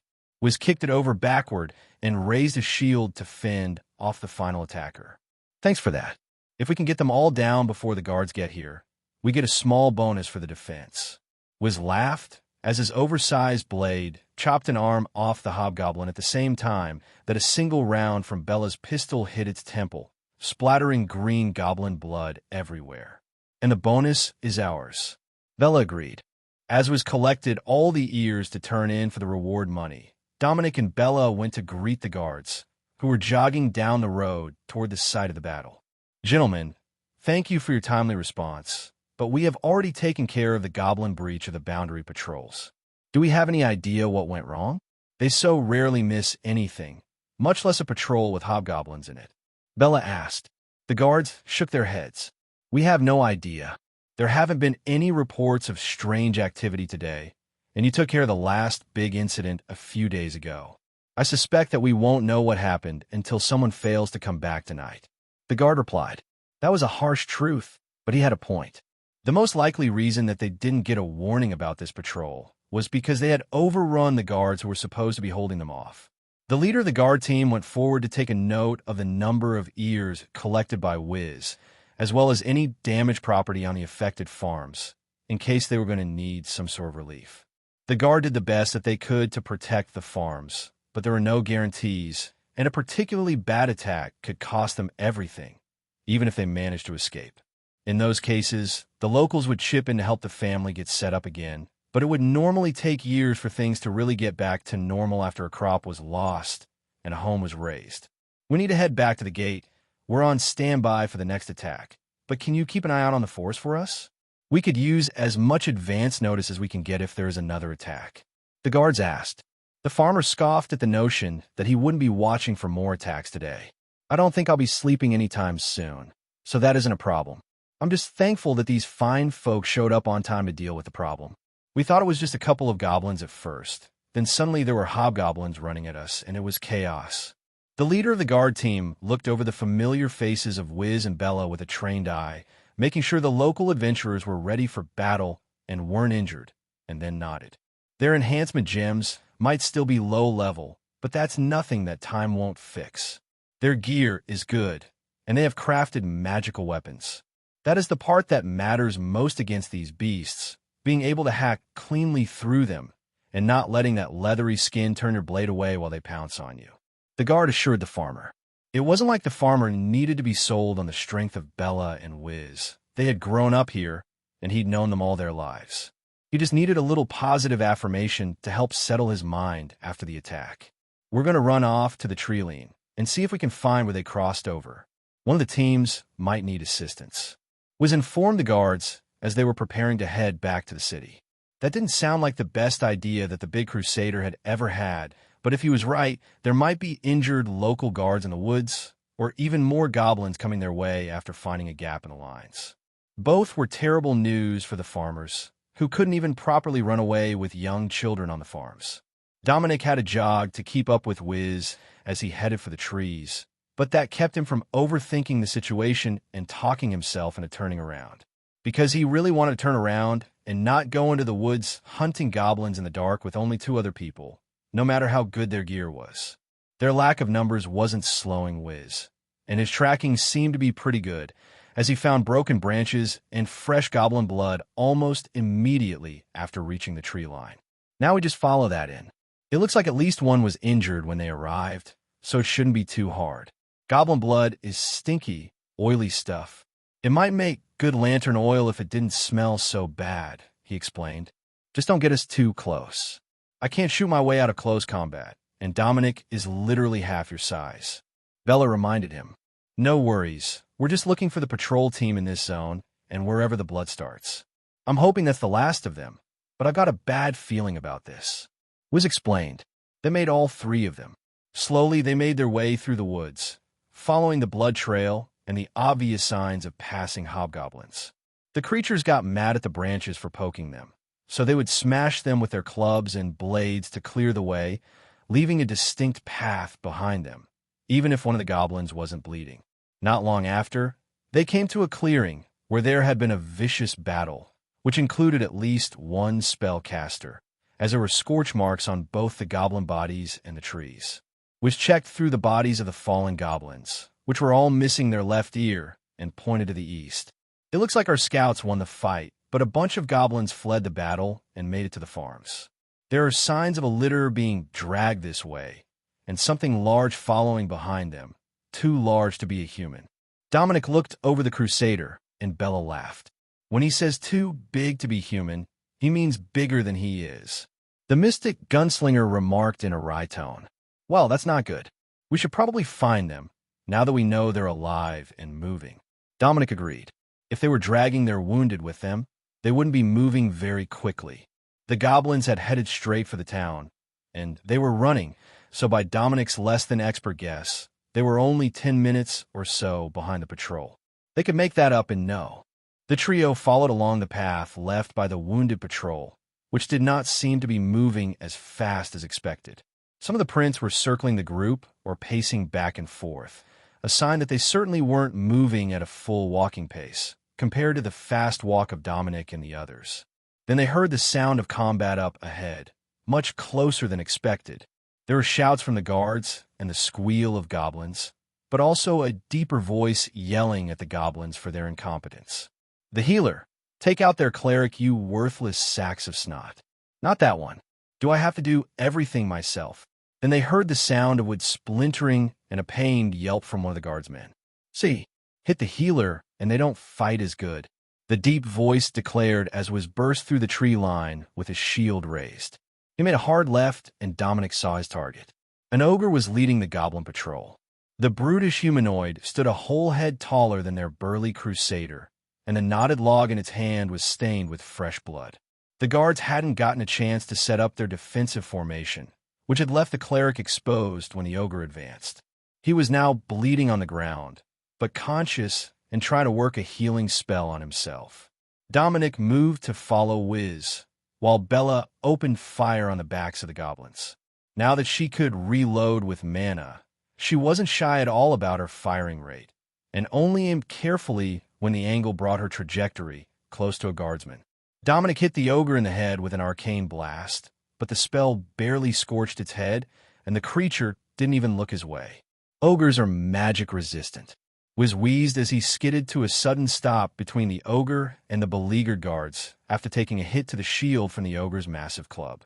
The crusader and the ogre traded hesitant blows with each other, testing their opponent's defenses, and it became obvious that both of them were incredibly durable and could respond with similar reaction times. Isn't that just great? Dominic mumbled as he adjusted his plan.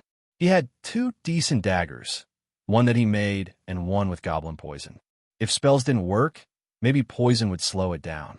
He could start with the saber, but Dominic suspected that his current physical strength would not match up to what would be needed to do real damage with a long blade. Though it was possible, as the blade was uncommon grade and forged by Pops. He barely reached the creature's chest, but today that wasn't going to matter. Dominic put his head down and charged toward the back of the monster, which allowed him to slice both daggers across the back of the ogre's knees, then dart away. It roared in pain as one knee buckled and was managed to land a hard blow to its side. But his luck was cut short as the log that it used as a club crashed into his side and knocked the crusader to the ground. The ogre moved to stomp on his head, but Dominic was right there, and the poisoned dagger cut deep into the top of its planted foot, sending it tumbling to the ground. The guards were on it before it even landed, slicing into its arm tendons and stabbing into its chest with spears. Nothing was cutting as deep as they hoped, but the spearmen had it pinned down as the others worked to take it out. Wiz glowed with a shining green light as he activated his healing spell, but his combat expertise was no longer needed. The goblins were dead, and the ogre was being methodically hacked apart as the guard surrounded it. Dominic helped the cleric back to his feet, and he sighed in disappointment as he saw the ruins of his helmet. "I like that one, it fit just right." He complained. "How many of your team members were lost? Should we call for more clerics from town?" Dominic asked in return, wondering if the cleric's brain was a bit addled from the hit. 7 in critical but stable condition when the fight started. "Now I don't know, but we need to inform the city. None of these were coming for us. They passed by town headed for the city. But how did you know where we were? Don't take it that I'm not grateful you found us, but we weren't expecting reinforcements. Part of the first group you found split off and went for the farms. One was wounded, and we tracked it back." "Well, Wiz did," Dominic explained. "You're the good kind of crazy, little dragonkin." The cleric laughed, then dusted himself off and went to check on his team. There weren't any major injuries. The real danger had been the ogre, and Wiz had taken the brunt of that attack. Wiz was in rough shape from a pair of solid hits, but he had healed himself of the worst of the damage, and he would recover. If it hadn't been for Bella clearing out the goblins so quickly, which allowed the guards to swarm the ogre, things might have turned out very differently. The cleric stumbled as he tried to walk, and Dominic moved to tuck under his arm. "Let me help you until you're a bit more stable. I'm sure you're exhausted from the fights, but we need to get everyone out of the woods and another team sent here to cover this zone for the day. And someone sent to the road to have the next rider or caravan passing by warn the city about the incoming monsters." The cleric agreed. His words seemed to motivate the team, and they were up and moving in seconds, helping each other toward the road. Nearly every one of them had a body part visibly bandaged, as the healer was out of mana and exhausted, but they were all alert and prepared in case there was another attack. 2 scouts were sent ahead with a letter for the city, to either deliver in person or to hand to a faster-moving rider along the way. They had no way of knowing how things were going in the city, but if they weren't warned, it would be even worse for the city guard than it had been for the village patrols. When they reached the road, there was a small group of mechanical horse riders present, speaking with the scouts in an urgent tone too quiet to be understood from a distance. The animated hand gestures on both sides said that they were in agreement, and it was not an agreement about something good. "Hey, Dominic, you're from the city, right? Come over here for a moment. The city is talking about shutting the gates for the next few days, or even a week. So if you want to get home, you should do it now." The scout called when they approached. "So they have heard the news?" Dominic asked, running over to the mechanical horses. "Not yet. They have been seeing numerous attacks on the farms and the outlying areas, so they're considering closing the gates to keep the city's civilians out of the way while they deal with the issue. We were sent to the town to inform them, and now we're on the way back to let the nobles know that things are getting ugly out here." One of the riders informed him. Dominic looked to Wiz and Bella, who just shrugged. The choice was up to him, but they would obviously be staying at Wiz's place. With all that was going on, Bella wouldn't be accompanying the caravan on its next leg, assuming it was planning to leave the village at all. "The caravan you came with isn't leaving the town for another week at a minimum." They decided, after all the reports of attacks, it was time to take a little break and get everything polished up and ready. The rider added, "Well, that settled that question. I should get back to work. If there really is something big going on, they're going to need tools and supplies much more than one spellcaster. Plus, I need to prepare for the Royal Apprentice intake exams, and that requires more time to actually work in the forge. Just stay safe and don't do anything dumb while I'm gone. You know, like charging an ogre alone." Dominic joked. Wiz smiled. "I'll bring Bella with me for sure. Don't worry, we won't be headed out on any patrols until we get the news that the problem is solved. My parents are a farmer and a garden witch. They're not fighters, and I couldn't bear to leave them exposed right now." That explained why he was intent on getting so powerful, but was still at home and not adventuring like others as well trained as he was normally would be. "Well, if you need a ride, hop on up here, and I will run you back to the city." "What part do you need to go to?" one of the riders asked. "I'm Pop's apprentice. "The smith by the staging area," he replied. "Really now? That's perfect. We were going to the staging area anyhow. That will be the first spot that needs the news, so we wanted to tell them before we let the nobles know." The leader of the riders informed her. "All right, let's go then," Dominic agreed, and took the rider's hand to toss himself up on the horse. "I forgot how easy that is with someone who's not in—" "Wait, you're in full armor. How light are you without it?" the rider asked. "I'm not some muscle-bound giant of soldier. Plus, good armor is light and doesn't tire you out just wearing it for the day." Dominic shrugged. The riders took off, ending their banter with the need to hold on to the mechanical horse as it raced through the woods along the rough road. Crossing that terrain made Dominic appreciate the strange contraptions a little more. They were far smoother to ride than the carriages, thanks to their ability to step over bumps and potholes in the dirt road, and when they weren't escorting a convoy, they were remarkably fast. The way that the gears worked together, activated from a complex set of camshafts that adjusted the gate, was a marvel of engineering, and while they were technically a magical device, the magic only kept them moving. The rest was all mechanical actuation. In short, he wanted one. He really wanted one.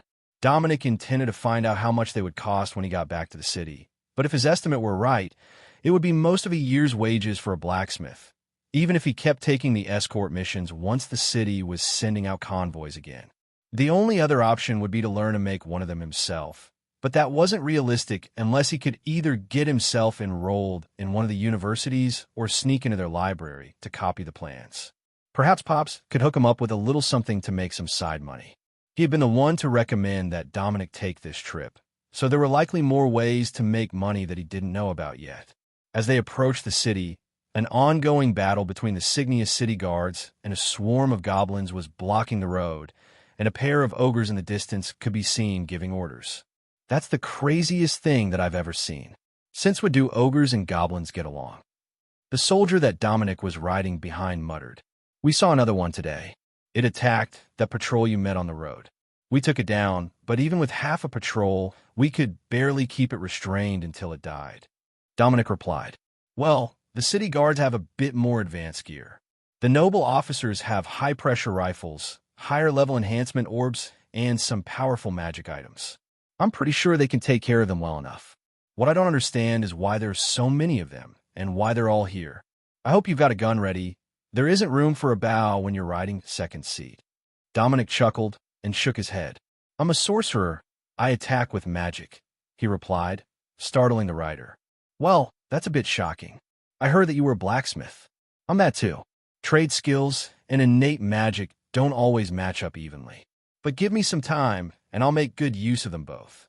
The riders moved into a wedge formation, with the lead 5 riders taking out extendable lances from the side packs on the horses and charging through the goblin force, while the rear 5 shot down everything that was getting back up. Dominic fired Arcane Blast and lamented the fact that he couldn't reach them to loot them.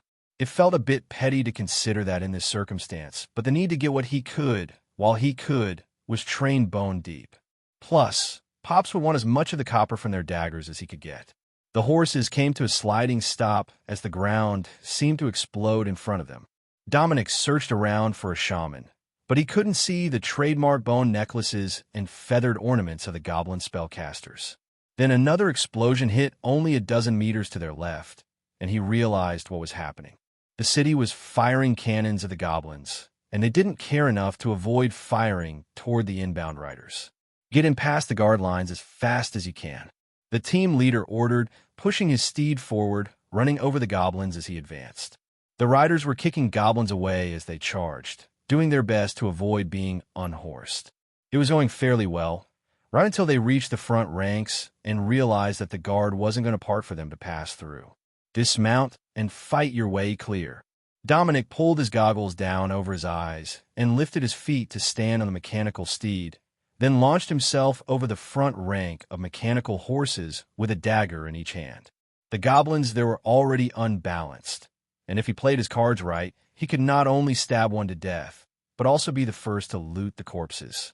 The unfortunate goblin had no chance when a pair of daggers dug into its back, and Dominic landed on the soft, but filthy, pile of corpses. There was definitely loot to be had, so he didn't try to run between the guardsmen right away, and instead turned down the line, unleashing an arcane blast into a hobgoblin, then slicing at his knee tendons the same as he had done to the ogre.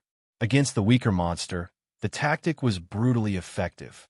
The hobgoblin's legs both collapsed, sending it to its knees, while the guard that had been battling crushed its skull with a warhammer. That was his tactic of the day. Slice and loot, cripple the enemy, and keep moving so they couldn't break free from their opponent to fight him. The word quickly spread through the guard line of a small assassin moving through the battle, crippling goblins, and everywhere Dominic went, the guard started to make an effort to turn their opponents away from him, allowing his strikes to take dozens of the creatures by surprise before he found a gap in the lines and fired another arcane blast to clear his path to freedom. Once he was behind the guardsmen's lines, Dominic dropped to one knee to catch his breath and slowly fired arcane blasts at anything that tried to exploit the gap he had run through. Once he caught his breath, Dominic got back to his feet and noticed for the first time that he was completely covered in goblin slime. If he was going to go back into the city, he would need to be rinsed off first. The smell was foul, and the only thing keeping him from gagging was the knowledge that opening his mouth would only make the situation worse. Need a rag? How about a bundle? A voice asked from behind him. A young boy had a wheelbarrow full of torn rags, mostly intended for bandages, but Dominic greedily grabbed two. One for wiping himself off, and one to fashion a crude mask under his goggles. Thanks, kid. He laughed as the boy ran off to the triage center with his precious cargo. Dominic wiped the filthy rag off on the grass, then tucked in his belt for next time. With his hands free and his face clean, he continued his spell barrage until the goblins stopped coming near his position. Their numbers were dwindling, and the guard patrols were beginning to cycle out for freshly rested fighters. The mechanical steeds he had arrived with were all behind the lines now, and a few of the men had returned to them now that their section of the fight had been relieved by fresh soldiers. Soldiers like the ones headed his way. Good work, adventurer. Thanks for the assist. You can head back to the city now. They've got a water which they are creating a shower to rinse everyone clean. The first soldier in line informed him. Thanks for the relief. I'll see you soon. Dominic replied. Not on the front lines, most likely. But the guardsmen were always at the commoners' staging areas anyhow. It was where all the affordable drinking establishments were. There was a large lineup for the showers, and the guards were happily stripping down under the pouring water, rinsing off their gear so that no goblin filth was brought back into the city. Dominic stepped to the side of the line, looking for a separate area for not communal showers and not finding one. That was a dilemma. He wasn't really up for public nudity like the guards, but he also wasn't going to be allowed into the city in this state.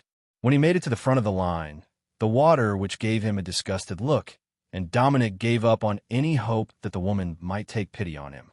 Instead of asking, he stepped forward into the water, allowing it to wash the goblin blood from him, then removed and scrubbed his coat and hat before stowing them in his inventory cube. He could let them dry later. Dominic had just begun to use his face mask rag to scrub down his armor and pants when 4 large guards stepped up beside him and offered him a bucket full of soap bars with coarse grit in them to get the dried and caked on goblin blood off. You did good out there. It's the least we could do. One of them mumbled. Thank you. Once he was clean, Dominic quickly stripped and changed into the fancy black mage robe and cloak that the princess's guards had provided him, ignoring the fact that it was now soaked as well. Then he put on his only dry footwear, a pair of soft slippers, and stepped out of the shower area.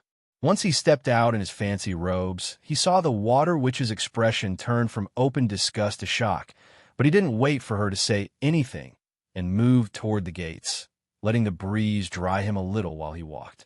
There was another line for the gates, and the city officials were checking everyone who reached the entrance to the city. What are they after? Dominic asked the man beside him, without looking up. Loot. The fight is a guard fight, so they don't want anyone coming out and claiming the good stuff for themselves while the guard takes all the risks. A familiar female voice informed him. Dominic looked up to see Princess Alexis, the younger of the 2 unwed twin princesses of Cygnia City, standing next to him, soaked to the bone, the same as he was, and in a black silk suit that closely matched the black silk robe and cloak that Princess Eleanor had gifted Dominic for the dinner after their second battle together. Then this should be fun. I've got all sorts of stuff on me for my trip to town. Dominic muttered, "Don't worry about it. Hand me your inventory cube, and we will walk right through." Princess Alexis whispered back. He reluctantly handed her the small magical device with all his worldly possessions inside, and then fell in a step a half-pace behind her and to the left, covering her non-dominant side, and allowing the princess to escort him back inside the city. As they got closer to the front of the line, Dominic adjusted his robes and pulled the hood up to cover his head, despite the heat. The princess shook her head, but Dominic was well aware of how the nobles felt about a sorcerer who was openly mutated or non-human. Not that most of them made the distinction, they just despised everyone who wasn't a noble. The appearance of the duo caused quite a stir among the city's civilian nobles, who were watching from behind the gates as the guardsmen came back inside. The princess was with an unknown young man, returning from the battlefield, and both of them were soaked from the combat showers. It was deluxe, extra juicy, scandalous gossip for their dinner parties. The thought that the princess might have been nude in front of a potential suitor put their chosen candidates and romantic ships way behind the game. Most of them couldn't even get an invitation to the palace outside official functions. Was that man the princess type? Had they been pushing the most prestigious of established noblemen at a princess who preferred some younger boy who would go out and fight goblins with her? I could let them see my horns and totally ruin your reputation. Dominic joked as the princess' expression got more and more annoyed as she heard whispers of the idle noble's gossip. Honestly, it might make things easier if I did. With a ruined reputation, none of their idiot noble sons would want anything to do with me anymore. My father would be furious, but the idea of never having to hear another incestuous suggestion involving my twin sister would be completely worth every bit of father's disappointment. Dominic was quite certain that the princess had mentioned that her father understood her position. Plus, she was close enough to the king to be considered in line for the throne, so it was shocking that something like that had happened more than once. But the history books said that there were always politics and perverts among the elites, and the Cygnia nobles would not want one of their nation's prize princesses to escape their clutches. They reached the gate guards, who gave them a suspicious look and then gestured for Dominic to raise his arms. He complied without hesitation, as he didn't have anything at all on his person other than the single crafted dagger at his hip. The other dagger and the saber he didn't own a holster for, so he could only really carry them in his inventory cube or in his hand in combat. The guard made a show of patting him down, even checking to ensure that his horns were real and not just stuck to his head to disguise a storage item. "Where are the rest of your belongings?" the guard demanded. "At home, of course. What use does a sorcerer have for random trinkets in combat?" Dominic replied with his best attempt at the snooty tone that the nobles used. The princess nearly choked on her tongue at his sudden change of demeanor, but the guard just accepted it as normal for a companion of the princess. "Go ahead, then." They stepped into the street, headed for the princess's chosen meeting point with her carriage and driver, as the gossip spread. A sorcerer. The princess had been out fighting alongside a strange sorcerer, and he was so confident in his skills that he didn't even bring along anything but the jewelry with his enhancement cores and spells. "It looks like the rumor mill will be in full swing tonight. How about we head somewhere to eat before I drop you at home?" Princess Alexis asked. "Food sounds wonderful. It's been a rough day, and I have news to pass along as well. But not in public, unless we want to start a panic." The princess raised her hand, and a large steam carriage, marked with the royal family's crest, trundled over to them. "Your Highness, and her esteemed guest, please allow me to assist you," the driver announced as he hopped down from his seat and swung out a set of steps before opening the door. Then Dominic helped the princess into the carriage, while the noble ladies waiting around for glimpses of the freshly washed guard officers swooned. The sight of them getting all worked up because a guard was a bit kind to someone was an entertaining contrast to the brutality of his day so far. But when the princess closed the door behind Dominic, she was all business. "What did you need me to know? I'm sure it's more important than getting to dinner in a hurry," she asked. "We found a goblin lord 2 days ago, leading a large team to ambush Aramo's village. And then just today, after the farms were attacked by hobgoblins, we traced the attackers back into the forest and found another group being led by an ogre," he explained. "Damn it, where's the ogre now?" Princess Alexis asked, pulling a topographical map from her pocket. "It's dead. We managed to trip it and hack it apart. The guardsmen got off lucky. There were a lot of injured, but nobody died on that patrol. I can't be sure that is true for the other patrols in the region, though. There were countless goblins coming from that direction when I arrived here with the riders. The message that the riders were ordered to pass on was that the goblin hordes were mostly bypassing the town and headed straight for the city. That might not be news anymore, since there are so many of them here, but with the timing, I doubt that wave will be the last of them," he explained. Princess Alexis nodded and held out the map. "Where did you finish off the ogre? And which farms were attacked?" she asked. "We finished the ogre about here. I'm not great with topographical maps, but the hobgoblins attacked a farm on this side of town, and we went straight into the woods, then turned toward the road at the first battle site. The team will have a full report for the guard with more details. My team showed up late." "And where's your team now?" Axel asked. "Back at the village. They grew up on the farms there, so they're staying to protect their homes. Not many of the locals can fight, and they've both got good magic weapons." Dominic shrugged. Alexis nodded. "That makes sense. Nobody wants to fight with the next town over when their own farm is exposed. It's not official, and I will deny if asked, but that's most of the reason that the gates were locked. If they let everyone head home, half the reserves and a good chunk of the guard would be gone, and who knows how many of them would be lost to goblin attacks along the roads to the nearby towns." The carriage made its way through the streets, and Dominic noticed that they weren't headed for anywhere that he was familiar with. It was an upscale area, but it seemed that they were taking an alternate route into the noble district to get to wherever the princess planned to eat. Then the carriage just kept going as the princess made notes on her map, and Dominic rested against the wall, exhausted from the day's battle. He really needed to work on his stamina, because combat was proving to be even more strenuous than the forge. The change of sounds from the bustle of the city to a suspicious silence brought him out of his reverie, and Dominic's eyes shot open to see Princess Alexis staring at him with a smirk on her face. "I was wondering how long it would take for you to notice. Welcome to the palace, Mr. Dominic. Don't worry about heading home for work in the morning. Pops is already here at the forges, and I will have rooms arranged for you after dinner." "Seriously? Is he chained to the forge or something? I can't see Pops willingly leaving his shop at the staging area on a day like this." Dominic joked. "It didn't quite come to that. I will admit that it might have come close to having to use force, but eventually a royal decree summoning him here to make gear for the palace guard was enough to get him to move. At least temporarily." Dominic frowned as he took in the princess features. Still stunningly beautiful with those sharp, almost elfin features, and a hint of a bruise along the jawline, but there was not a hint of mockery or deceit in her expression. They really had gone all the way to issuing a royal decree to bring Pops to the palace. "Do I have to ask him how things got to that point? Or can you tell me?" he asked. Princess Alexis just shrugged. "All I know is that the royal armorer suddenly quit and left the city in the middle of the night the day before yesterday, along with a number of other wealthy crafters. The timing seems incredibly suspicious, but I prefer not to pass speculation when it might have been another kingdom poaching them away. That happens more often than you might think when it comes to top craftsmen." The carriage came to a stop, and Dominic adjusted his hood before stepping out. It was a good thing that he did, as there were hundreds of upper nobility members standing around in the garden nearby, having some sort of party. "Why do you have your hood up?" Alexis whispered. "Have you forgotten that I have horns?" Dominic replied, then smirked as she froze in realization. "Maybe.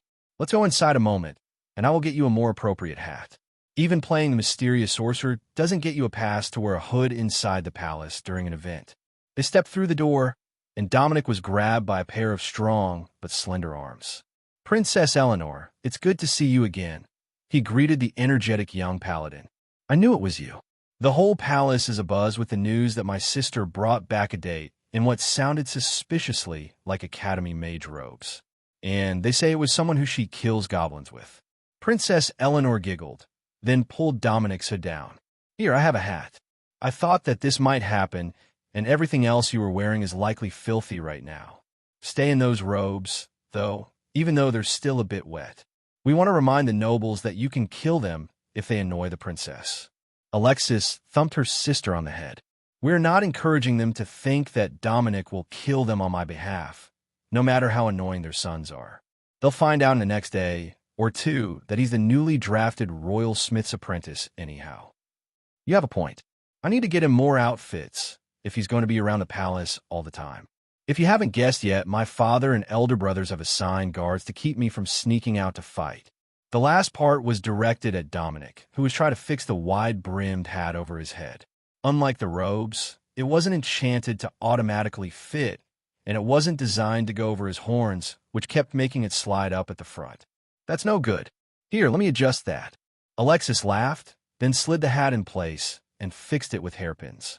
Perfect. It's not going anywhere, and after you wear it for an hour, it will form to your head. New hats are like that. Now, let's rejoin the party, Eleanor explained. The two of them led Dominic back out into the party, where nobles were sipping wine and snacking on appetizers being passed around by the staff. Dominic was the center of everyone's curiosity, walking between Princess Alexis, who he had arrived with, and Princess Eleanor, who was known among the nobles to be a bit eccentric in her choice of friends. If both of them liked this strange man, that didn't bode well for their son's chances to land a princess as a wife. Everyone knew that the line of succession was already secured, so the few remaining bachelors and bachelorettes could afford to be picky with their choices. But asking the nobles' eligible sons to be polite to some random sorcerer whose lineage they didn't even know, just to get close to the princess, was a big request. And the princesses knew it. Is the boy a commoner or a lower noble? Does anyone know where he comes from? I heard that he's a sorcerer, but that can't be right. We would know if there was an elder sorcerer in town with a son his age. The guests were whispering to each other as the trio entered the garden. An older woman came up with a very young boy to introduce to the princess, and Eleanor pulled Dominic back a step, forcing Alexis to let go of his arm and leaving her to face the noble alone. Dominic didn't miss the look that Princess Alexis shot her sister as her human shield was removed, but she greeted the woman with grace. "Duchess, how pleasant to see you again today. Might this be your eldest daughter, Molly?" Alexis asked, not so subtly insulting the masculinity of the boy brought before her. The woman giggled and covered her mouth. "Such a sweet talker you are. This is my youngest, Maserati. He desperately wanted to meet you today, and thank you for your valor on the battlefield." The effeminately dressed little boy couldn't have been more than about 8 years old, and looked completely starstruck at his chance to speak with the princess. He gave an elegant bow and smiled up at Alexis. "Thank you for saving our city again, Your Highness. Mother let me watch your heroics from the inner wall with her monocular, and it was so exhilarating." The boy gushed. The princess smirked at Dominic, then patted the boy on the head. "Our entire guard has been working very hard today to keep the city safe, but I appreciate your consideration. Tell me, what was your favorite part?" That seemed like a strange thing to ask a child about combat, but if he was watching it from kilometers away, atop a hill using a telescope, then it was more like watching a movie, and he wouldn't see the blood and gore in the same way. "Oh, that is easy," when that returning scout group charged the back of the goblin lines, and they had the lances, and boom just ran right through the goblins. I don't know what happened after that. I looked away just in case, but the horses were all right, so I think they won. The boy replied. The princess nodded, not knowing the incident that he was referring to, but sounded a lot like when Dominic and his group had arrived. There weren't many other times when someone attacked the back of the goblin lines today, as the invaders were all around the city. The Duchess led her young son away before he got too excited and annoyed the princess, but he was immediately replaced by more well-wishers who knew that the princess had been in combat today. "Is this the sorcerer that you returned to the city with? He's exquisite, isn't he? I heard that he doesn't even go to combat with the clinic witch's potions on him," one of the young noblemen commented. There are plenty of clerics around during the battle, but he was returning from Aramo's village today after a long journey. "Might I introduce you to young Master Dominic, the apprentice to our new royal weaponsmith, and a leading candidate for this year's apprentice intake?" Princess Alexis replied. The noble laughed, then paused, and looked at the princess. Oh, that wasn't a joke? I just can't picture him inside a forge. What are the commoners thinking, sending such a beauty to the forge instead of to a noble's bed to elevate their status? Surely, it wouldn't be an issue to have gotten him an engagement. Dominic wasn't sure if he should be offended or impressed by this man's boldness. Clearly, he had a very distorted idea of the common people's view of a noble's. But he said it with such confidence that Dominic actually felt that the noble believed he was paying Dominic a compliment. Plus, who would want to marry a noble just for a bit of status? People in the big cities smelled funny, and the forge was warm even without anyone in your bed. Don't let the small arms fool you. Magic users have their own ways of working the forge. Just look at the weapon on his hip. Princess Alexis suggested. Dominic reluctantly unclipped the sheathed dagger from his belt and held it flat on his hands for the curious noble to inspect. An uncommon magical dagger. Now where's the maker's mark? Ah, here. Dominic Wavemates. My word, perhaps he does belong in the forge. The noble gasped, then moved back from his close inspection of the workmanship. To think that an apprentice has skills and craftsmanship like that. No wonder your master was tagged for the position of royal weaponsmith. The young noble was pulled away by another conversation, and Dominic gave the princess a harsh look for exposing his skills before the trials. It wasn't unheard of for outsiders to simply go missing in the days before the selection. Don't worry about it. You are under the palace's protection as an intake candidate and Pop's apprentice now, so nobody will try to steal you away. Even an apprentice royal tradesman demands a level of respect from the children of the noble houses. It will most likely be you and Pops making their next set of equipment, after all. The princess chuckled. Ah, the greatest of leverage, the ability to control who gets properly armored, Dominic joked, causing Alexis to nearly choke on her drink. It's best not to joke about sabotage, she whispered. Who would do such a thing? I'm just saying that schedules are limited and certain projects are given priority. Dominic shrugged. Alexis laughed. That's the same thing that your master threatened the first time that we tried to call him up from the forge at the staging area. What can I say? I learned from the best. Princess Alexis smiled back at him. It's a good thing that with the emergency, they have moved up the intake trial for the craftsmen. We can't have the two top weaponsmiths finding ways to sneak out of the palace to work at a private toolmaker's forge again. Dominic shrugged. I make no guarantees for Pops. He's quite fond of his regular customers, after all. A bell was rung, and the party slowly moved inside to a large dining room.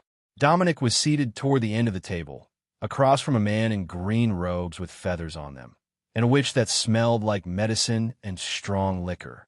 The seat next to his was empty when he arrived, as was the seat at the foot of the table, which presumably was reserved for whichever noble was unlucky enough to end up at the tradespeople's end of the table. Dominic had no idea how such functions worked, but when Pops was escorted to the seat next to him, leaving only the foot of the table open, he began to relax. It's good to see you again.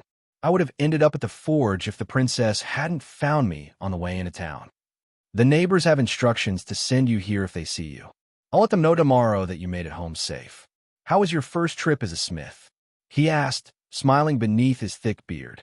Other than being attacked by goblins constantly, even when having breakfast at the local crusader's family farm. Not bad. I learned a few useful things about the steam carriages that I didn't know before. Dominic replied with a smile. The witch nodded in agreement, while the man with the feathers only looked concerned. Attacks, you say? The animal spoke of unrest. Perhaps it will reach here soon. He commented. Dominic nodded noncommittally. If he didn't already know the city was under attack, there was no point in telling him now. The old witch gave him a motherly smile. I remember my first trip outside my home coven. We got rain on for 10 straight days, and when we got to the village that was supposed to be buying our medicine, the river had broken its banks, and the whole place was flooded. 10 days. 10 whole days we walked to bring medicine to a town that didn't even exist anymore. But lucky for us, the refugees brought the same sickness to the next town over, and they still needed the potions. The oversized chair at the foot of the table was pulled out, and an aging noble with scars all over his hands and face from a lifetime of combat took his seat. Pops cleared his throat. General Fox, I would like to introduce my apprentice, Dominic Wavemates. The old soldier smiled at Dominic. I know. I have been hearing his name all day. First on the battlefield, then in the common district, where the word is that he has captured as many as 3 young princesses' hearts, and then in the garden, where word of Princess Alexis, new sorcerer that can craft magical weapons, is the talk of the nobility. What do you think of the fine rumors that have started around you, young Master Dominic Wavemates? At least 10% of that is true, Lord General Fox. Dominic replied formally. The drunk which cackled with laughter, tears running down her face, and the feathered man rolled his eyes. He might be a good match for that oddball of princess. He's a Wavemates. The man snorted with derision, subtly mocking Dominic's presumed connection to the fallen royal family of Wavemates. Come now, Oracle. She's not such an odd one for not wanting to get married early. How old were you when you first got married? The general asked, and the man pointedly ignored his question. Dominic took that as him being a lifelong bachelor, so he kept his opinions to himself and decided to chat with the general instead. General Fox, surely the gossip can't have assumed that a man they saw for the first time was the princess' new consort after they found out that I was the royal smith's apprentice. Dominic asked, You must be new to the boredom and petty intrigue of palace life. I assure you, should the princess not dissuade them of the notion, there will be complaints by the end of the month that she has not set the date for an engagement party. If you were from a known noble family, they would have assumed that the engagement was already formalized by the time that you stepped out of her carriage in the courtyard. Pops patted Dominic on the shoulder. Welcome to palace life. It only gets more chaotic after this. The meal was served, or at least the first course was served. Dominic looked at it in concern for a moment, as it seemed to be nothing but a small cube of steak with a leaf on top. But the others chatted happily as they slowly ate, and then the plate was taken away, and more food replaced it. That process repeated 6 times, until finally a dessert came out, and the mood in the room changed. Dominic took that to mean that the meal was nearly over, as the guests seemed to be getting ready to go home. So, is it time to head to the forge and see the rooms I've been assigned for the intake trials? Dominic asked Pops after the 2 across the table from him had left. The forge? Oh, are you in for a shock? The royal forges are used by all of our smiths and metalworkers. Nobody lives in them. Your room is somewhat closer than that. The general laughed. Pops got to his feet and pulled back Dominic's chair for him, while the general straightened his coat. I will escort you, as the princess seems a bit preoccupied. He teased. I suspect that having the princess in my personal rooms might be a bit more scandal than the royal family is ready to deal with today. Dominic laughed. Pops snorted in amusement and shook his head. There is much worse going around the scandal mill every day, most of it untrue. Just the other day, there was a rumor that one of the arcane academy precepts had been buying his grades from a headmaster. If it were true, both of them would have been ejected from the academy and banned from the city. A princess dating a sorcerer is a small thing in comparison. In fact, it's not even unlawful. The walk down the halls was a short one, and then the general indicated a room to their right. These are the rooms for the royal weaponsmith. I will accompany you in if you don't mind. I am looking forward to your expression. Pops opened the door, and a luxurious sitting room, complete with a small library and a drafting table, appeared in front of Dominic's eyes. It was incredible, a single room with more knowledge than he had ever hoped to see at once. The dining room is to the right. The master smith's rooms are to the left, 4 rooms in total, each with their own in-suit facilities, in case he has a large family. Then if we head through the hallway, straight ahead is the servants' corridor to the kitchens, and here is the cleaning supplies closet, and finally, the apprentice quarters. Fully soundproofed, for the days that your tasks take you late into the night to complete.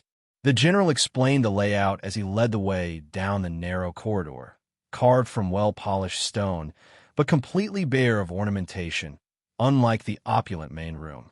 The room was 4 meters by 6, simple, with a bed along one wall.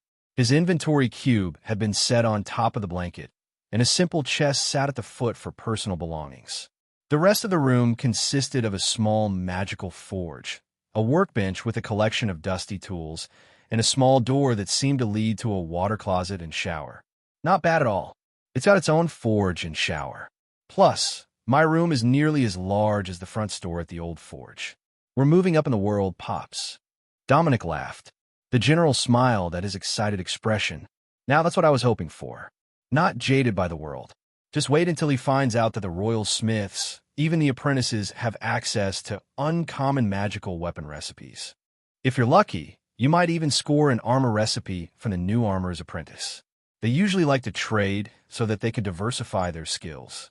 You're still a probationary apprentice until you can pass the intake, but as the royal weaponsmith's existing apprentice, you get all the privileges of a royal apprentice in advance. Maybe living in a palace isn't all that bad. There are all sorts of chances to learn, and it even smells better here than it does in most of the city. Dominic agreed. There are no coal-fired vehicles allowed within the palace confines, and that helps a lot. But the smithy will still have plenty, since the soot is needed, or so I'm told. The general explained. That's fine. The smithy always smells better than the outside world. Pops shook the general's hand, and the older man turned to leave. You got an interesting one there, Pops. Take good care of him. Dominic was too excited to sleep for long, and it was still hours until dawn when he woke up, fully intending to go check out the library in the front room. Then, he realized that he had totally forgotten to clean his actual clothes after arriving in the palace yesterday, and the only thing he had to wear that didn't need to have more goblin fill scrub from it was the mage robe he was wearing to dinner, which was completely unsuitable for work. There might still be some clothing from the last few hours' worth of drops, though. At least, he hoped there was.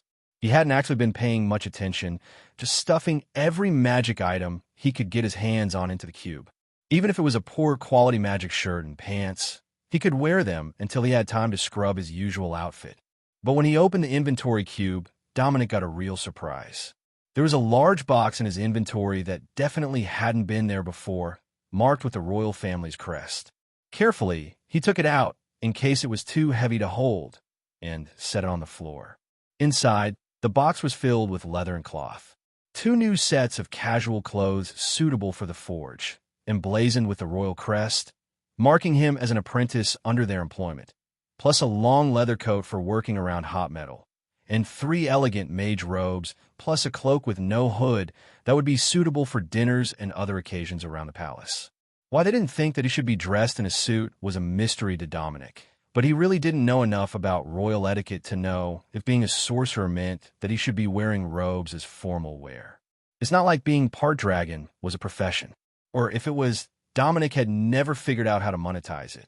Every item had the same crest on it, so they must have been a formal uniform of sorts for the staff, but they were all beautifully made by the royal staff tailors.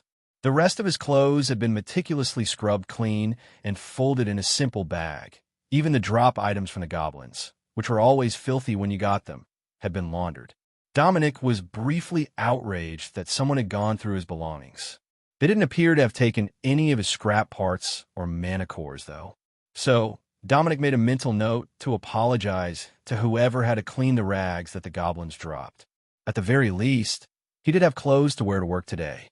Once he was showered and changed into his new uniform of black pants and a buttoned shirt that was definitely going to be annoying under his apron, Dominic headed for the library to see what he could find before Pops woke up and told him where to find food. The library shelves were carefully organized by weapon types, with the scrolls sorted by item rarity within the shelf.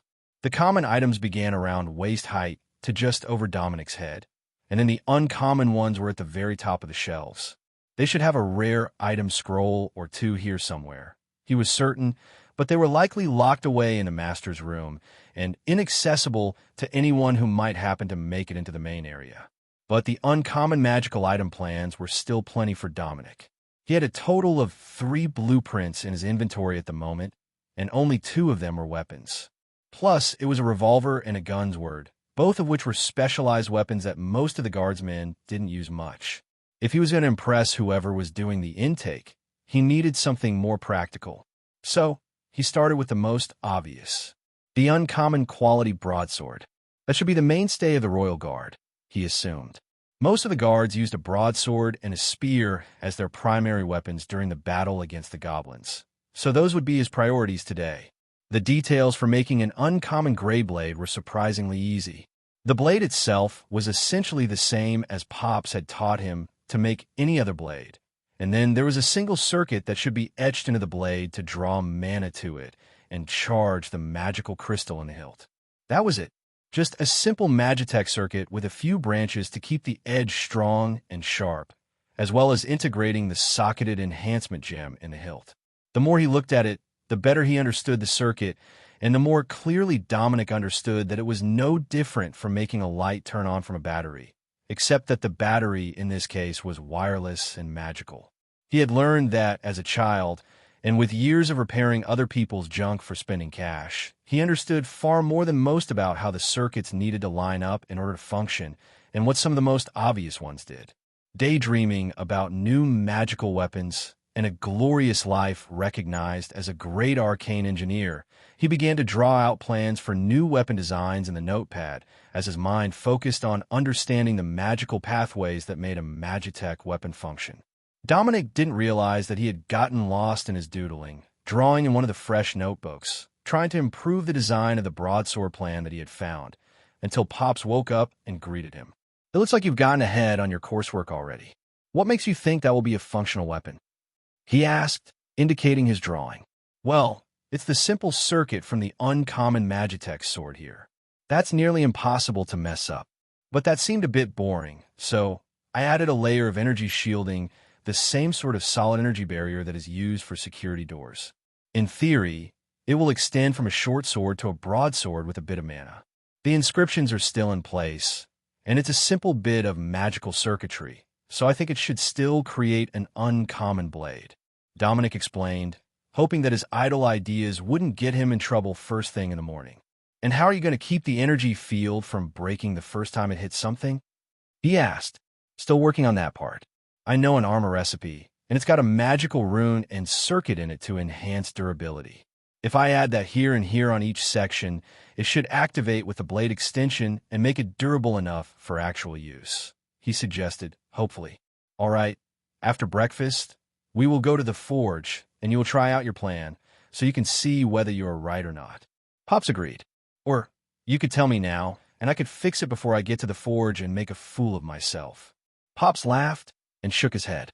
"No, you need to actually make your plans, or you won't truly understand the practical matters of making a complex Magitech weapon. It's all part of the learning process, Apprentice Dominic." Breakfast was brought to them by ringing a bell marked kitchen. Pops pulled the string, and a few minutes later a preteen girl in a maid outfit rushed in pushing a cart with 2 trays on it. "Good morning, Master Smith and Apprentice Dominic. Your meal is served." "Oat porridge and toast with dried fruits," she offered, then set the plates on the table and rushed away. "There is water and tea in the kitchen there. Brew us a pot, would you? It's an apprentice's job to have the tea ready in the morning." Pops informed him with a serious look. "Got it. No more ale for breakfast. I'll have the tea ready every morning." Dominic agreed. Pops laughed and poured himself a pint of ale from a keg in his storage item, then sat down at the table and uncovered his plate. "No more breakfast ale for you, and only one for me, because the tradesmen here are sticklers for the rules, and it wouldn't do to show up to work smelling of drink." He joked. He was also dressed in a uniform outfit, but much fancier than Dominic's, with actual gold thread and bronze ornaments attached to it, compared to his completely plain outfit. "First things first, though, you need to wear your trade skill core in the open while you are in the forge. The heat won't hurt it, and the rules demand that everyone proves their skill on demand." "Where do you have it now?" Pops asked. "In the pocket of my apron." Dominic shrugged. Nothing he wore while working had sockets. It was all disposable other than the apron, which didn't have any adornment. "I thought it might be something like that. Here, I bought you a tradesman's bracer set. Put the blacksmithing core in one, and if you've got another gem attuned, stick it in the other," he instructed. Dominic took out his blacksmithing core and the Magitech orb of minor skill gain rate increase that he had gotten from Bella as part of the prize for the mana revolver. "I should likely level these up a little bit. I've got plenty of goblin cores, but I was saving them in case I needed them to craft stuff. I could likely use half of them to get some levels on the gems," Dominic suggested. "What sort of trick did you have that the blacksmith ended up killing goblins? I swear that we went over this." Pops asked. "It was chaos. Everywhere we went, there were more of them. But I also went out hunting once with the guards, and some friends I met in Aramo's village. And then there was the defense of the farms when the hobgoblins led an attack. So in all, I've got like 40 cores. Dominic shrugged. Pops laughed and patted him on the head, squashing his hair flat. That's more than enough to get you some respect for your skills. It looks like your trade skill core is already up to Apprentice 3 and growing well, but a bit of a bump to Apprentice 5 would put you in the ranks of senior apprentices and halfway to being able to challenge the advancement to journeyman. I'll let you keep your secret on how you managed to get the core to level up twice in the same week when you didn't know any recipes at all and only one forge rune. But you should put at least one level into that trade skill core. All right, let's see how it goes. Dominic agreed. This would be the first time that he had ever performed the process of transferring the magic from one core to another or to a Magitech item. But in theory, it was simple enough. Hold it in your hand and focus the energy on the destination. Dominic focused on the first of the goblin's mana cores and pushed the magic out of it into the trade skill core. A hint of magic flowed through him from the enchanted gem, giving his mind a hint of the knowledge that Pops had embedded inside. That was what he was after, so he continued the process, going through 3 of the cores before he managed to get it to level up, and then another 12 to get it to level 5. That solidified a bit more of the crafting knowledge from the trade skill core in his mind, and left the trade skill gem just a bit brighter and a bit lighter yellow than it had been. As Dominic's skill as a blacksmith advanced, the color would slowly go from a flickering yellow to a solid and bright yellow, then gain flickers of blue as he advanced through the journeyman ranks. When he reached the entry to Master Smith, it would have advanced as far as it could, and from there on it was up to him to craft a masterpiece item suited to his trade skill to accept the knowledge of a master artisan. Pops had hidden his masterpiece for years, pretending to still be a journeyman, but in the end, nobody had believed that he hadn't advanced, and now he had been recognized as the Royal Master Weaponsmith. At Apprentice 5, Dominic was halfway through the apprentice rank advancement, which got exponentially harder with every step. Good training could get you through the early stages with relative ease, and Dominic's luck at getting a rare blueprint had made that process incredibly quick, but there wasn't much now that would accelerate the process like that again. Another rare recipe would help, but not as much as the first. Going from rank 2 to 3, as he had when he got the Mana Revolver recipe, was dozens of times easier than going from Apprentice 5 to 6. That was where the minor skill gain rate Magitech orb came into play. Advancing, it would help us bring other skills up more quickly. And although it was the lowest grade of Magitech orb, it was by far the most valuable item that Bella had traded him for the revolver. As he held it in his hand and felt the attunement finalize, Dominic prepared to transfer the majority of his cores to the device, hoping to get it to rank 3. Advancing Magitech items was more tricky than a trade skill core. The trade skill would progress in a linear fashion, absorbing magic to fully attune to the user and unlock all the knowledge contained inside. But for other enhancement gems, and especially Magitech items, how well they attuned to you made a significant difference in how much effort it took to make them advance. Not just everyone was well suited to every enhancement, after all. Every person's body and mind were different. The first goblin core settled into the Magitech orb, and it seemed to come to life, awakening from its dormant state to welcome him. The device buzzed in his hand as the magic was integrated, and Dominic continued to add cores to the growing sense of attunement that it was generating. After 25 cores, Pops called a halt to his efforts. That is enough for today. You'll run right out of them if you don't stop now, and it's not going to reach another level before you do. He warned. Dominic paused his fueling to look at the orb. It had just broken through to rank 3, glowing with a dim but steady golden light between the delicate gears inside its protective cage. It was a beautiful sight, and it would be a shame not to wear this one all day. Put them both in the bracer, and let's get to the forge. You've got design to test. Dominic tidied up the blueprints he had been studying and tucked the notebook that he had been working from under his arm. This was going to be a trial by fire, somewhat literally, to see if his ideas about how he would design something versus how to repair it back to the original spec were actually functional. Along the way, they met up with a pair of farrier's apprentices, the ones who made almost all the horseshoes and other equine equipment that the royal family needed, including the tack for the mechanical horses, as they wore through them just as quickly as any other horse. So, how does it feel to be the master weaponsmith, old man? I hope you brought something impressive for that journeyman armorer. He was pushing hard to be chosen for the spot, and I hear he's pretty bitter. The farrier greeted Pops as they walked. I'm not showing him shit. If he wants to impress someone, he needs to at least get on my level. Hell, he's barely on par with my apprentice, and I don't care what his trade course says. Pops snorted in derision. The farrier laughed and gestured with his chin toward the forges. Look at that. He's even come early to wait for you. Don't mind us if we stay for the show. The portly man standing by the door sneered as he greeted them. Well, look what the gutters coughed up. Finished slumming it with the gate trash. The man asked, if his apprentice is this disrespectful, I can only imagine what the guy who wanted to be granted the rank of Royal Master Smith is like. Dominic mock whispered to Pops, deliberately loud enough to be heard, and pointedly ignoring the bright blue trade skill gem on the man's necklace. If he wasn't already technically a master, he was very close to it. Why, you little? Are those horns? Did you pick a sorcerer as an apprentice? Just when I thought that you couldn't get any lower, you managed to surprise me again. The man snarled, addressing Pops. Aye, they're horns. We were so short on decent smiths in town that I took in the first waif that came to my door looking for work. Good thing, too. He turned out so much better than the last noble who wanted to be my apprentice. He had actual skills. Pops replied. The man's jaw ticked, and a vein in his head looked like it was going to burst, but Pops guided Dominic right past the enraged smith and over to the forges. Everyone, listen up. It's my apprentice's first attempt to craft a magic item that he designed himself. It's an ambitious one, but as usual, and in my role as his master, I will be hosting the betting.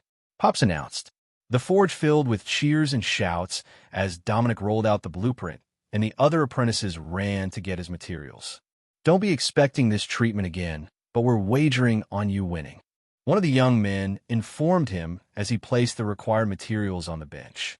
Thanks, I just hope I won't let you down. This really is a design that I made, and my first time trying, he replied. Pops wouldn't lie to us. We knew it would be true. Just keep focusing and you'll get it.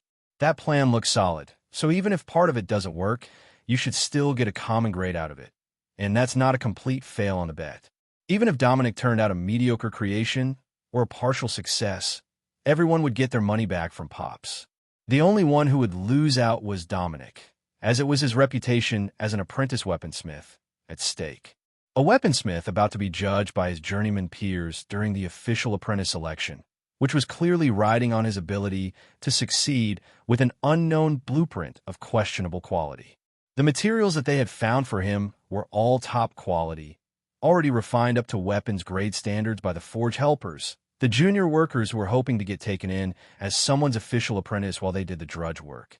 Without a chance to do real blacksmith work, they rarely got any skill gains, so they were stuck at level 1 if they even had a trade skill core. But they were young, and most of them were working on building up their bodies to the stamina and strength levels that the journeyman demanded.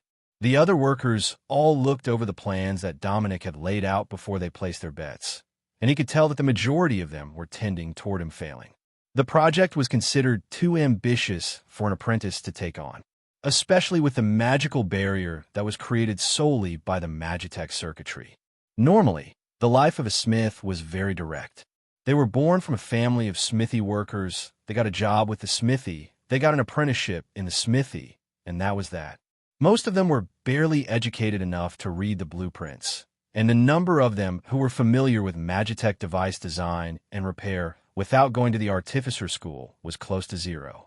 In a way, that was Dominic's greatest advantage, and today it was the unknown factor that he hoped would sway the betting toward him not owing Pops for a huge gambling loss. With that in mind, Dominic got the metals into the forge to soften while the forge workers operated the bellows. How about we make a proper bet? The journeyman armorer suggested to Pops. Oh, what would you like to wager? How about we go for a month's wages? You know, make it count for something. He offered. Dominic could almost feel Pop's smile as he looked at the antagonistic armorer before agreeing. You've got yourself a deal. Then Dominic dug out the circuitry shapes in the sandpit by his workstation, where the bronze would be poured to create the rough outline of the magical circuit. that could cool while he worked on the intricate design of the double-edged short sword blade and the core of the sword on which the Magitech circuitry would be mounted. He whistled happily as he worked, ignoring the crowd that was neglecting their own work to see how he was doing, and began to hammer out the basic components while the brass liquefied. Well, he at least knows what he's doing with the hammer. I'll be back to check up on him in an hour. The farrier informed Pops with a friendly pat on the back. That was the signal for most of the others to disperse to their tasks, with only the master armorer remaining behind to keep an eye on Dominic's progress. Dominic got the feeling it was so that Pops couldn't cheat and help him out or replace his design with one of Pop's own. But Pops wouldn't make life that easy on him.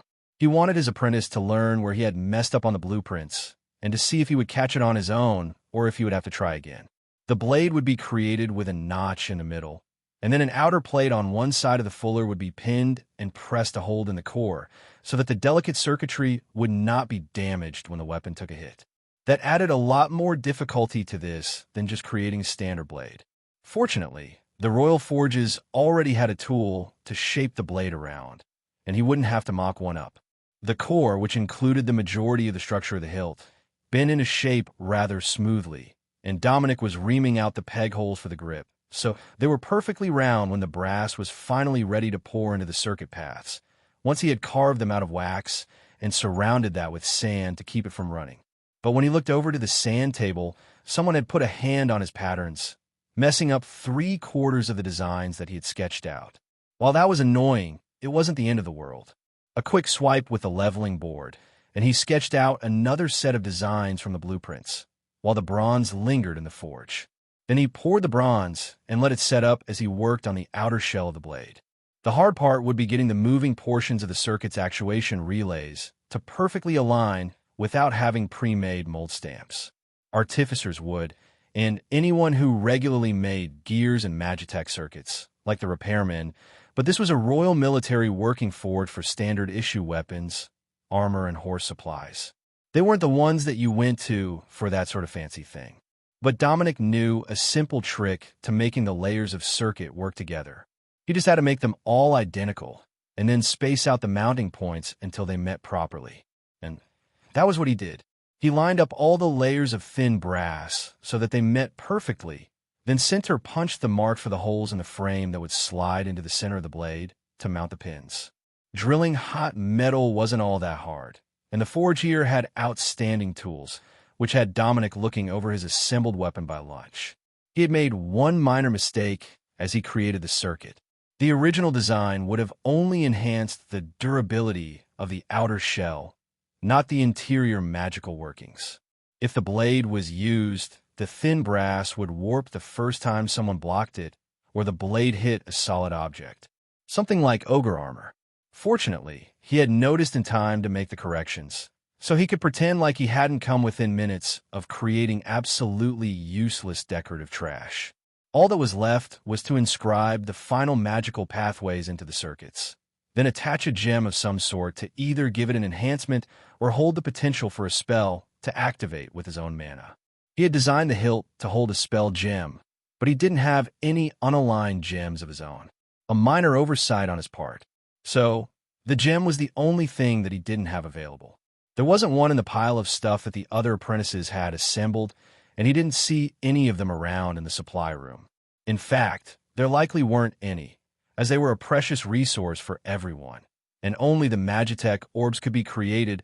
All forms of gems had to be obtained from the monsters or mined, cut, and polished.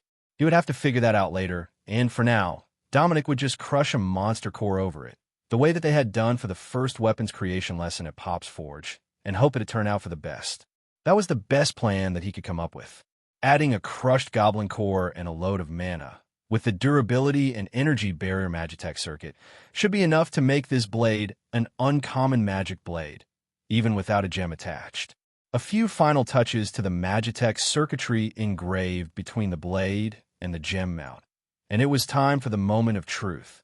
The armorer whistled loudly as he was finishing the carving, nearly making Dominic scratch the last line improperly, and everyone gathered around him.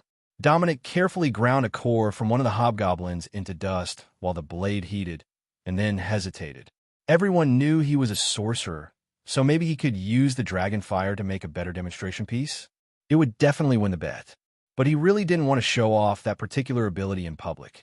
Wiz's family seemed reliable, and he trusted them, or at least their rural location, to keep the important parts to themselves.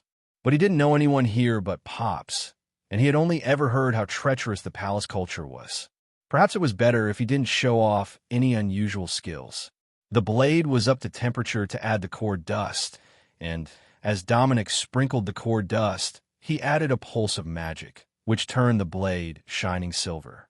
Dominic focused on sending mana through the circuitry as the blade's creation finished, and the blade lit up with a solid red energy barrier as it flicked from inert to active and back again at his directions. Rare item created. Energy Sword of Rage. Level 4 enchantment. Grants the user 4% strength while in combat. Added damage and durability. Having the trade skill core on his wrist, where he could see the notifications within the gem, made life so much easier. You've got to be kidding me. The apprentice designed and crafted a rare Magitech weapon? Oh, George will be so pissed. Dominic heard someone mutter. George, the journeyman armorer with hopes to be the Royal Forge's new master before Pops was called up, was not impressed at all. There is no way that he made that on his own. I don't know how you did it, but you have cheated. He insisted. A few of the other smiths laughed at him, and an old man with skin nearly as dark as the coal they used to increase the carbon in the steel thumped George on the head. You think they fooled all of us? I've been watching as well, and I saw the boy improvise when he realized he had messed up the plan. Unless they're secretly psychic, you lost fair and square. Now pay the man and take it as a lesson not to be stupid in the future. The master armorer insisted. George reluctantly pulled a bag from his inventory item, a fancy golden rectangle that hung off the side of his belt. So, what do you plan to do with that now that you've made it? Pops asked, while gesturing to Dominic's new sword. Well, it's nice and light, so I had considered stabbing something with it. But maybe I should trade it for good stuff. Dominic shrugged. You would stab someone with a rare sword? One of the apprentices asked in shock. Something for sure. Possibly a goblin. But it's a sword. That's what they're made for. He replied, but you're a blacksmith, not a soldier. The apprentice reminded him. And a sorcerer. So stabbing them is somewhat redundant, as I can cast spells, but it is still rather satisfying. Dominic agreed. Pops laughed and shook his head at the silliness of their argument. Both of you have work to do, but if you don't want to keep that blade, I can have it sold to someone who needs it. Pops suggested. The other apprentices gave Dominic envious glares. Nothing that they made belonged to them. It was all the property of either their master or the Royal Forge. But that didn't hold true for rare magical items. They didn't come about often, so the royals only demanded a cut of the sales price for the ones made in their forge. I have the recipe. I can always make another. However, right now, I need enhancement gems or Magitech orbs to help with my skills and my spells. Dominic explained. Do you think it's so easy to just make a rare magic item? One of the other apprentices asked. The recipe is right there. I don't see what the problem is. Why not ask your master if you can make one as well if you're hard up for cash? Dominic asked. It was only natural. If you had the skills to make what people needed, you made it, and you traded it for what you needed. However, Dominic was not human, and the way that he imbued the weapon with mana as the mana core dust was absorbed into the blade was not something that your average human could do. Dominic could do it, and Pops could do it, but they were both born with magic. Other than the two of them, there might not be another in the forge who could actually use that technique. In short, no. The apprentice couldn't simply make one for himself, even if he had the plan in front of him. The apprentice laughed ruefully, while a journeyman came over with a set of materials in his hand. That's an excellent idea.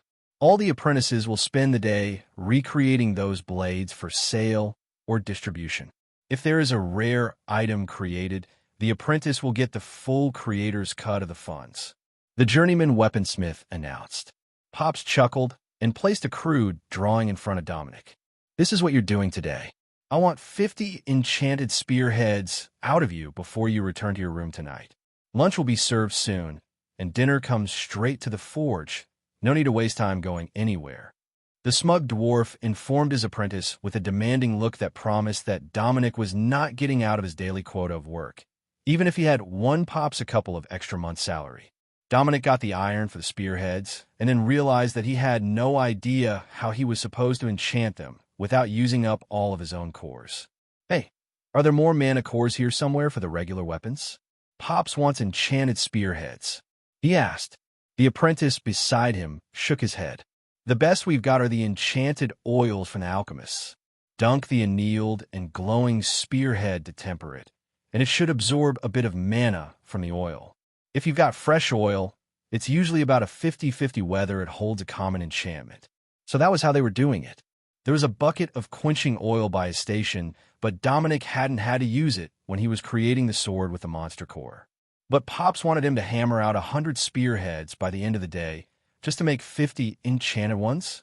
That was plain unreasonable.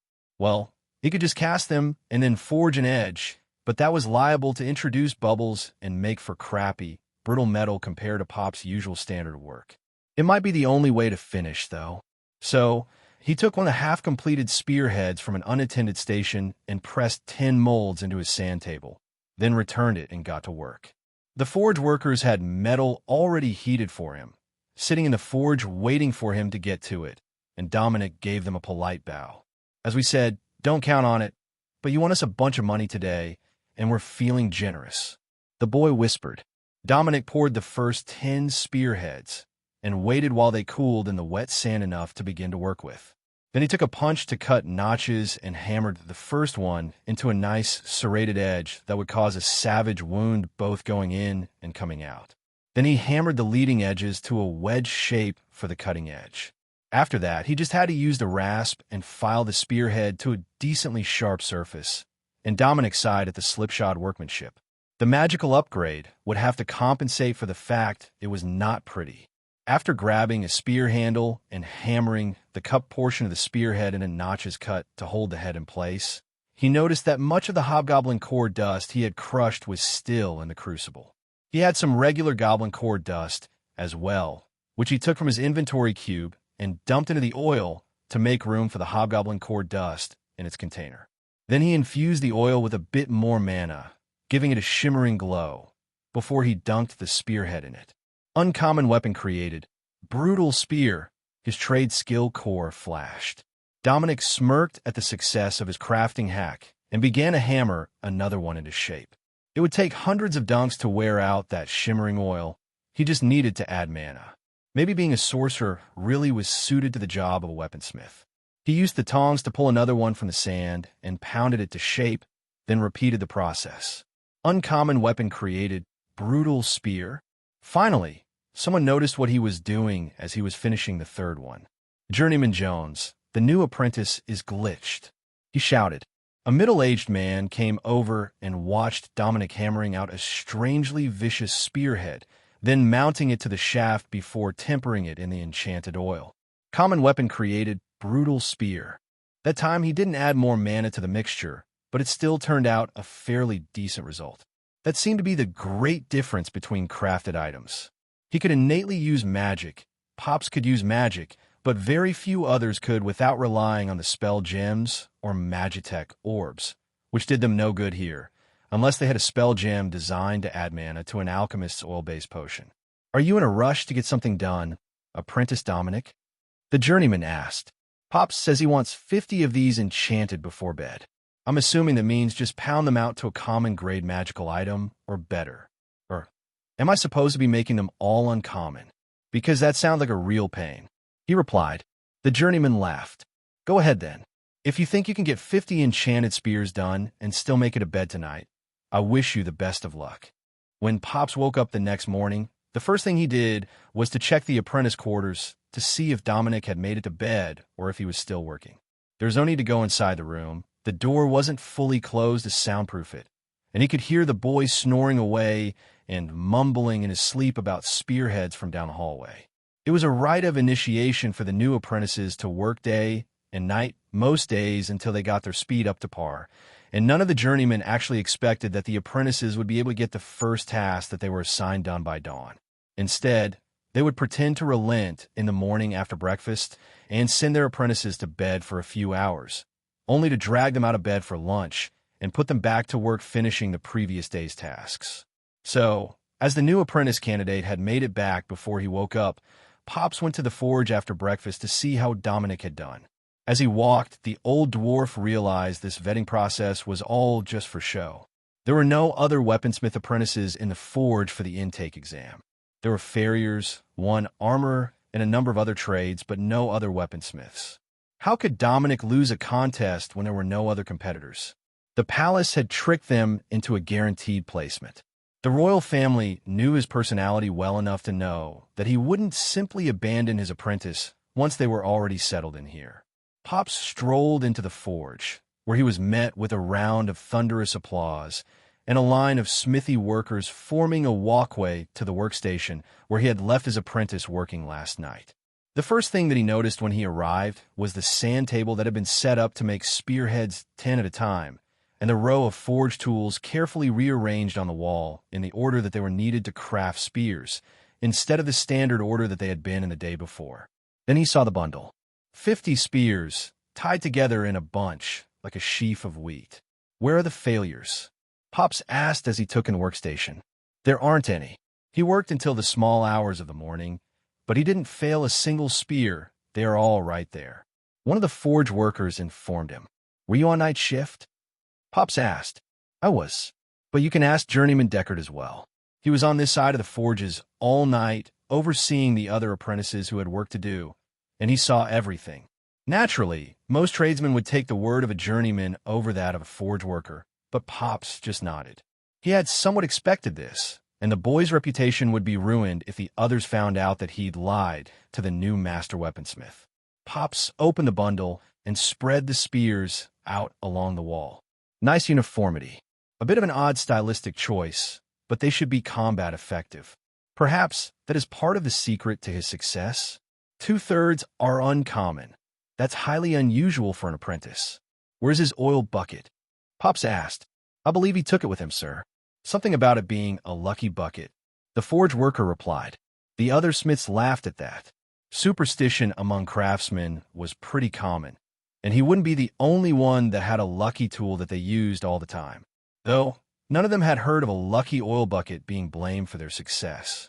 The journeyman who had been on duty for the night shift tilted his head toward the row of spears. I must say, for a first day at the forge, he certainly made a good impression. Once he attunes more closely with that blacksmithing core, he's going to be a monster. If I didn't know better, I would swear that he was cheating somehow. The forge attendants nodded in agreement, while one old master chuckled quietly to himself in the corner, where he was etching ornate pins striping into a piece of plate mail. You lot didn't notice at all, did you? Of course, the sorcerer was cheating. Why would he not cheat? The assignment was to make 50 magical spears, not to make life as difficult as possible for himself. The old man quietly muttered to himself. The armorers near him all turned to catch his words. The old man always had good advice, but he hated people, so he rarely talked to them directly. Armorer, what do you mean by cheated? Did he not make the spears himself? One of the other weaponsmiths asked. Of course he made them himself, you half-wit. They've all got his maker's mark on them. But what can a sorcerer do that you can't? He scoffed, gesturing with his hands to emphasize his point. Then his voice dropped back to a more normal volume, and he coughed for half a minute before continuing.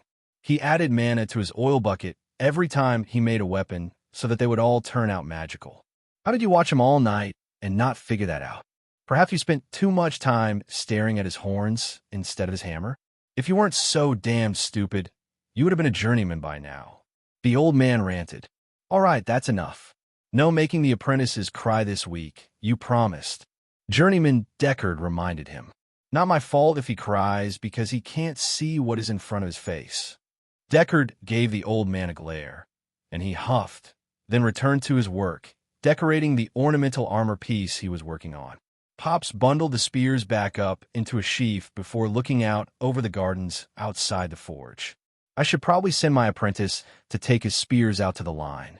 They're going to need them soon, and they should know who they come from, since Dominic's maker's mark is a new one to them. He decided. He'd get the job done in one night. We might have to update the way that the rest of our apprentices make spears, though. Those look vicious, and they're sure to cause some real damage as you pull them free. Journeyman Deckard noted. Well, He's been asleep for a few hours. I'm sure that he's up for another goblin bloodbath with the princess." One of the farriers joked. Pop sighed and rolled his eyes. He couldn't even refute that. If he sent the boy to the front lines with a bundle of spears, he was definitely coming back covered in goblin blood. He had likely killed more of them than the rest of the apprentices in the forge combined, and he was the only one under journeyman level that was fully familiar with the proper use of core dust. Raising a proper apprentice really was a hassle. But Pops wasn't one to give up halfway. He would just have to push the palace to formalize the intake early and make him proper apprentice.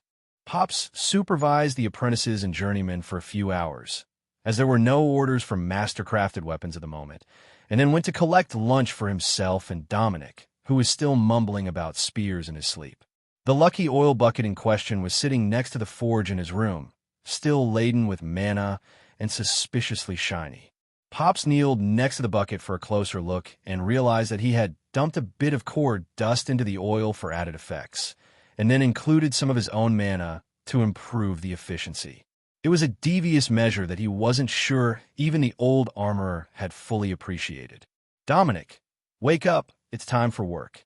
Pops shouted from right beside his bed. "5 more minutes.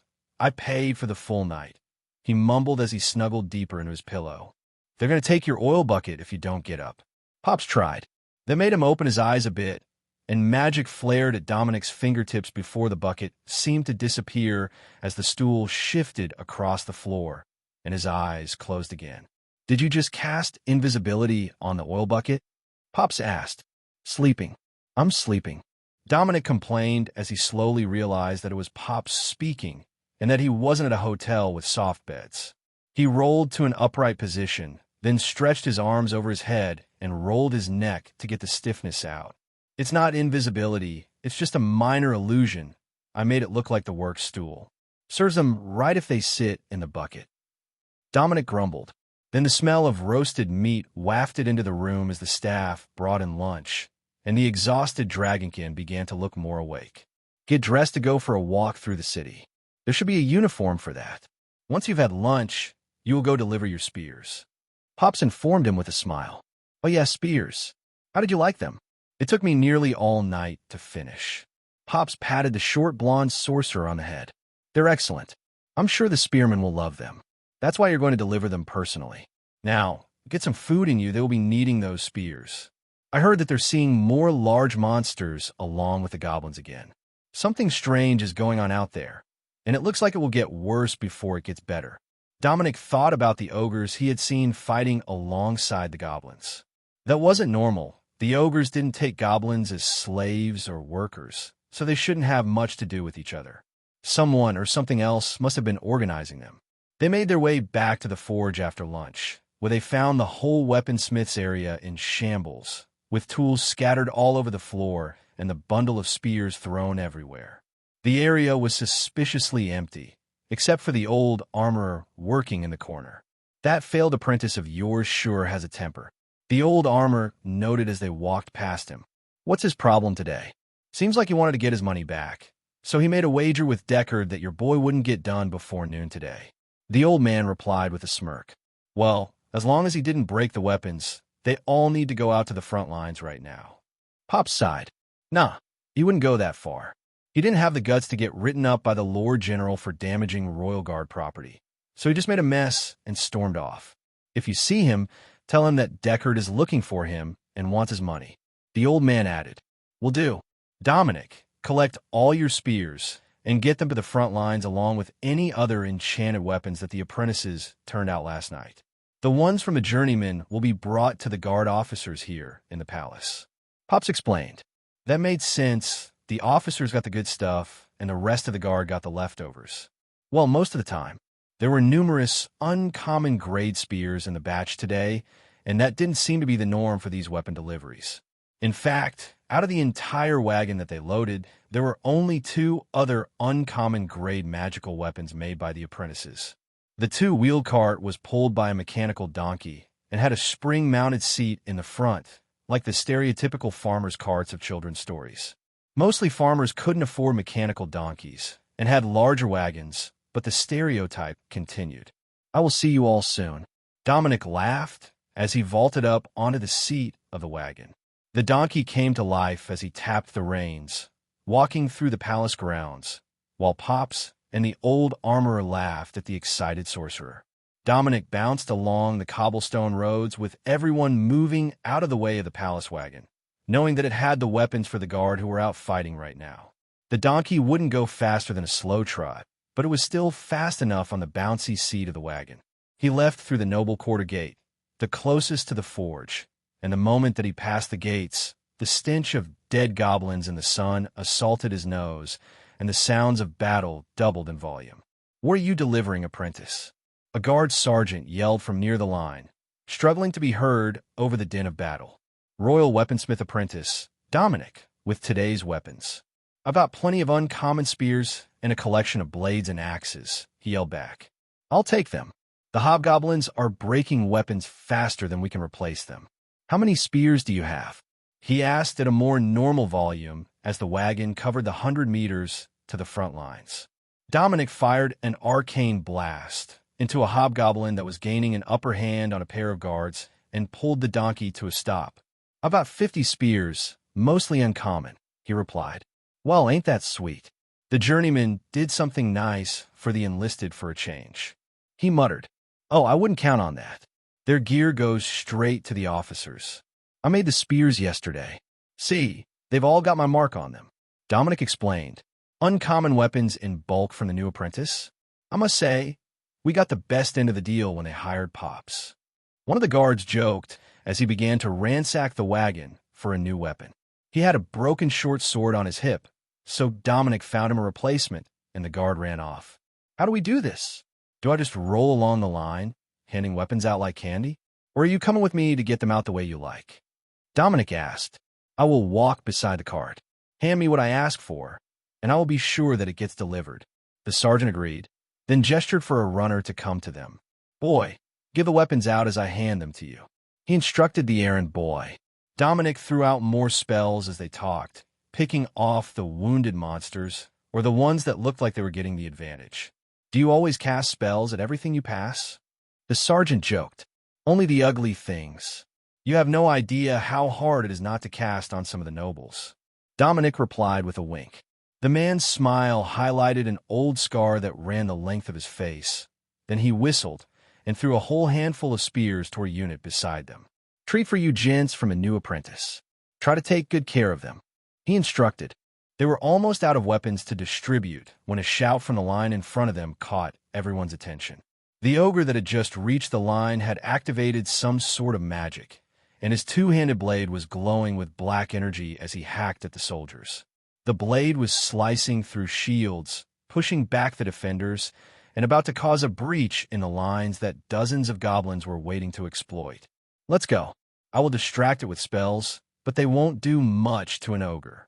Dominic volunteered as he pulled the empty cart to a stop and hopped to the ground. "You're a scrappy sort, are you? All right, let's go." The sergeant laughed as he pulled an uncommon grade broadsword and shield from his inventory item. The oversized ogre seemed to notice their intentions and gestured in their direction. Two nearby ogres suddenly stopped fighting a defensive battle against the guards and shoved their opponents to the ground to charge at Dominic and the sergeant, while goblins behind them piled on the downed soldiers. "We should have kept a couple of spears," Dominic joked as his next arcane blast dissipated harmlessly on an ogre's face. "Just watch. I'll show you how the guard deals with ogres," he replied. The sergeant charged forward under the club of the incoming ogre and cut a shallow gash all the way across its stomach before sidestepping and stabbing into its ribs. Unfortunately, the blade didn't cut deep enough to hit organs, but did put him on the far side of the ogre so that the monsters couldn't both attack him at the same time. The reserves from the back lines of the guard formation, soldiers who were catching their breath or recovering from injuries, ran over to join the battle and fill the gap that the ogres had left in their defenses, while Dominic momentarily blinded the other ogre with arcane blast and moved back out of its line of sight. He couldn't do much while it was facing him. He wasn't that good a fighter. But once it turned to face the guards, he could try the cutting it down at the knees trick again. The guards had thought the same thing, and as the ogre turned toward the noise and blinked away the minimal damage to its eyes, a bola wrapped around its ankles and took the huge creature to the ground. The guards hooped in joy as the ogre got to its knees and swept them away with its club, but didn't do any significant damage. Dominic dug into his inventory and took out the rare blade he had created, then activated it with a surge of mana, extending the energy barrier to create a broadsword that was rather oversized for someone of Dominic's stature. His technique was crude, but the ogre wasn't paying any attention to Dominic as he charged, and the blade cut deep into the flesh of its back, then slid between the ribs and sunk deep into its chest. Thick black blood gushed from the wound, soaking Dominic, and the ogre let out a gurgling noise before toppling forward. He pulled the blade free and felt something enter his inventory cube as he touched the body to loot it. Then, a sense of dread overcame him, and a shadow fell over his vision as a massive club descended toward his head. He had forgotten that the other ogre was close enough to reach him, and now its club was too close to dodge. A thunk, much like the sound of an axe hitting a log, sounded right beside his head as Dominic rolled backward away from the strike. Then the broken half of the magical blade embedded itself in the ground next to him as the club swung just wide of his head. The sergeant had sacrificed his blade to knock the club away from its target. He threw the broken stub of a blade to the ground and pulled a hand axe from his belt with a grim look. "Here, use this," Dominic yelled and tossed his blade to the sergeant hilt first. The sergeant nimbly caught it and danced under the ogre's next strike, while his team surrounded the beast with spears raised.